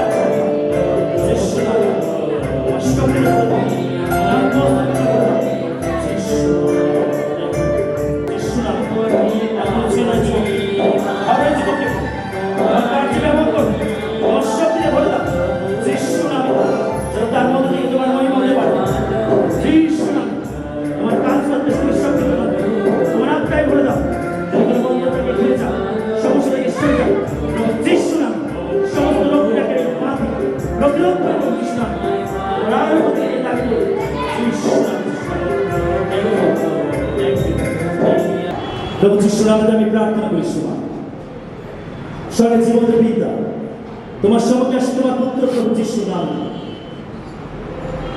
যিশু তুমি বলছো তোমরা যদি আমার নামে আমার পিতার কাছে কিছু চাও তিনি তোমাদেরকে তা দেবেন। তাই স্বর্গের পিতা ঈশ্বর নাই তোমার পুত্র যিশুর নামে প্রার্থনা করি প্রত্যেক জন তুমি যত সন্তানকে আজকে মনোনীত করে তোমার কাছে নিয়ে এসেছো আমি প্রত্যেককে তোমার চরণে রাখি। তোমার রক্ত দিয়ে আমি প্রত্যেককে মুদ্রাঙ্কিত করি। আমি তোমার রক্তের নিচে রাখি প্রত্যেকজনকে। এই সময় তুমি সকলকে আশীর্বাদ করো। তোমার শক্তিশালী পরাক্রমী হাত তুমি প্রত্যেকের মস্তকের উপরে রাখো এবং তুমি ছেড়ে দাও প্রত্যেকজনকে। যিশু নামে তুমি ছুঁয়ে দাও। তুমি প্রত্যেকে আশীর্বাদ যুক্ত করো, আশীর্বাদ যুক্ত করো। যে যা বিরোধী প্রার্থনা এনেছে প্রত্যেকে প্রার্থনা তুমি শোনো, আর উত্তরকে তুমি তৃপ্ত করো যিশু। যেন একদিন এই প্রার্থনা ধন্যবাদে পরিণত হতে পারে, সাক্ষাতে পরিণত হতে পারে। এই প্রার্থনা দ্বারা যেন তোমার মহিমা, তোমার গৌরব প্রচারিত হতে পারে। যিশুর নামেতে তুমি আশীর্বাদ করো, বদলে দাও প্রত্যেকের জীবনকে, প্রত্যেকের স্বাস্থ্যকে, প্রত্যেকের পরিবারকে, প্রত্যেকের অর্থনৈতিক ব্যবস্থাকে তুমি বদলে দাও প্রভু যিশুর নামে। যা কিছু তাদের ব্যক্ত অব্যক্ত প্রার্থনা আছে তুমি তা শোনো, আর উত্তর দিয়ে তৃপ্ত করো প্রভু যিশুর নামে। প্রত্যেকটা বন্ধন থেকে তুমি প্রত্যেকের ছুটকারা দান করো যিশুর নামে। আশীর্বাদ যুক্ত করো প্রভু। আমি বিশ্বাস করি তুমি প্রত্যেকের প্রভু সুন্দর হৃদয়কে ভরে দিলে, তোমার আশীর্বাদে, তোমার অনুগ্রহে, তোমার শক্তিতে তুমি পূর্ণ করে দিলে প্রভু। তোমাকে প্রাণ ভরে ধন্যবাদ দেই প্রভু। সবাই এখন নিজ বাড়িতে ফিরবে, তুমি যাত্রাপথে তুমি সকলের সঙ্গে দেখো। যেভাবে তুমি সকলকে নিরাপদে বহন করে এনেছো, একইভাবে নিরাপদে নিজ গন্তব্যস্থানে পৌঁছাতে তুমি সকলকে সাহায্য করো যিশু নামে। যেন প্রত্যেকে নিজের গন্তব্যস্থানে পৌঁছে তোমাকে মহিমা, তোমাকে গৌরব দিতে পারে। সেই আশীর্বাদ তুমি সকলকে দান করো, এবং তুমি আমাদের প্রত্যেককে আশীর্বাদ করো। আগামী দিনে আমরা যেন আবার বৃহৎ আকারে মিলিত হতে পারি তোমার স্তব, স্তুতি, প্রশংসা, তোমার আরাধনা করার জন্য। সেই অনুগ্রহ তুমি দাও। এই এলাকাকে, এই নগরকে তুমি আশীর্বাদ যুক্ত করো, যেন এই নগরে প্রত্যেকটা মানুষ তোমাকে জানতে পারে, পরিত্রাণ পেতে পারে, যেন প্রভু রক্ষা পেতে পারে। আশীর্বাদ যুক্ত করো যিশু নামে। আজকে যে সন্তান এই প্রোগ্রামের দায়িত্ব নিয়ে অর্গানাইজ করেছে প্রভু, তুমি তাকে আশীর্বাদ করো প্রভু। সেই মিস্টার গাঙ্গুলি প্রভু, আমি তাকে রাখি, তার পরিবারকে রাখি, তুমি তাকে প্রচুর আশীর্বাদ করো, তার জীবনে তুমি অলৌকিক কাজ করো যিশু নামে। যেন এইভাবে তোমার রাজ্যের জন্য, তোমার কাজের জন্য ঝাঁপিয়ে পড়তে পারে এবং তোমার জন্য দৌড়াতে পারে। সেই শক্তি তুমি তাকে দাও। তার প্রত্যেকটি প্রার্থনা দিয়ে তুমি তাকে তৃপ্ত করে প্রভু যিশু নামে। ধন্যবাদ করবে, ধন্যবাদ তোমার সকল আশীর্বাদের জন্য, তোমার উপস্থিতির জন্য, তোমার পরিচালনার জন্য, আজকে এই অনুষ্ঠানের জন্য তোমাকে ধন্যবাদ দেব প্রভু। এই সভা শেষে আমরাও যে ফিরবো প্রভু, তুমি আমাদের যাত্রাপথের সঙ্গে শান্তির সঙ্গে দেবো, যেন প্রভু আমরা সকলে নিরাপদে নিজ গন্তব্যস্থানে আমরা পৌঁছতে পারি। আমাদের সব শুনলে প্রার্থনা তোমাকে ধন্যবাদ দিই। এই প্রার্থনা আমাদের রাজ্যের রাজা প্রভুদের প্রভু যিশু নামে চাই, সকলে জোরে বলি। আসলে এই সময় প্রভু সেখানে প্রার্থনা করি, হে আমাদের সমস্ত পিতা, তোমার নাম পবিত্র বলিয়া মান্য হোক, তোমার রাজ্য আইসুক, তোমার ইচ্ছা স্বর্গে যেমন পৃথিবীতে তেমন সিদ্ধ হোক। আমাদের দৈনিক আহার আজ আমাদেরকে দাও, আর আমাদের সকল অপরাধ ক্ষমা করো, আমরাও যেমন আপন আপন অপরাধে ক্ষমা করিয়াছি। আর আমাদেরকে পরীক্ষা জানিও না, কিন্তু মন থেকে রক্ষা করো, কারণ রাজ্য, পরাক্রম, মহিমা যুগে যুগে তোমারই। আমেন। এখন আমাদের ঈশ্বর পিতার প্রেম, প্রভু যীশু খ্রিস্টের অনুগ্রহ, পবিত্র আত্মার শান্তি, সৌভাগ্য, আনন্দ, তার বিশেষ বিশেষ পরিচালনা দান আমাদের সকলের সহিত এখন হইতে যিশুর আশা দিন পর্যন্ত বিরাজ করুন।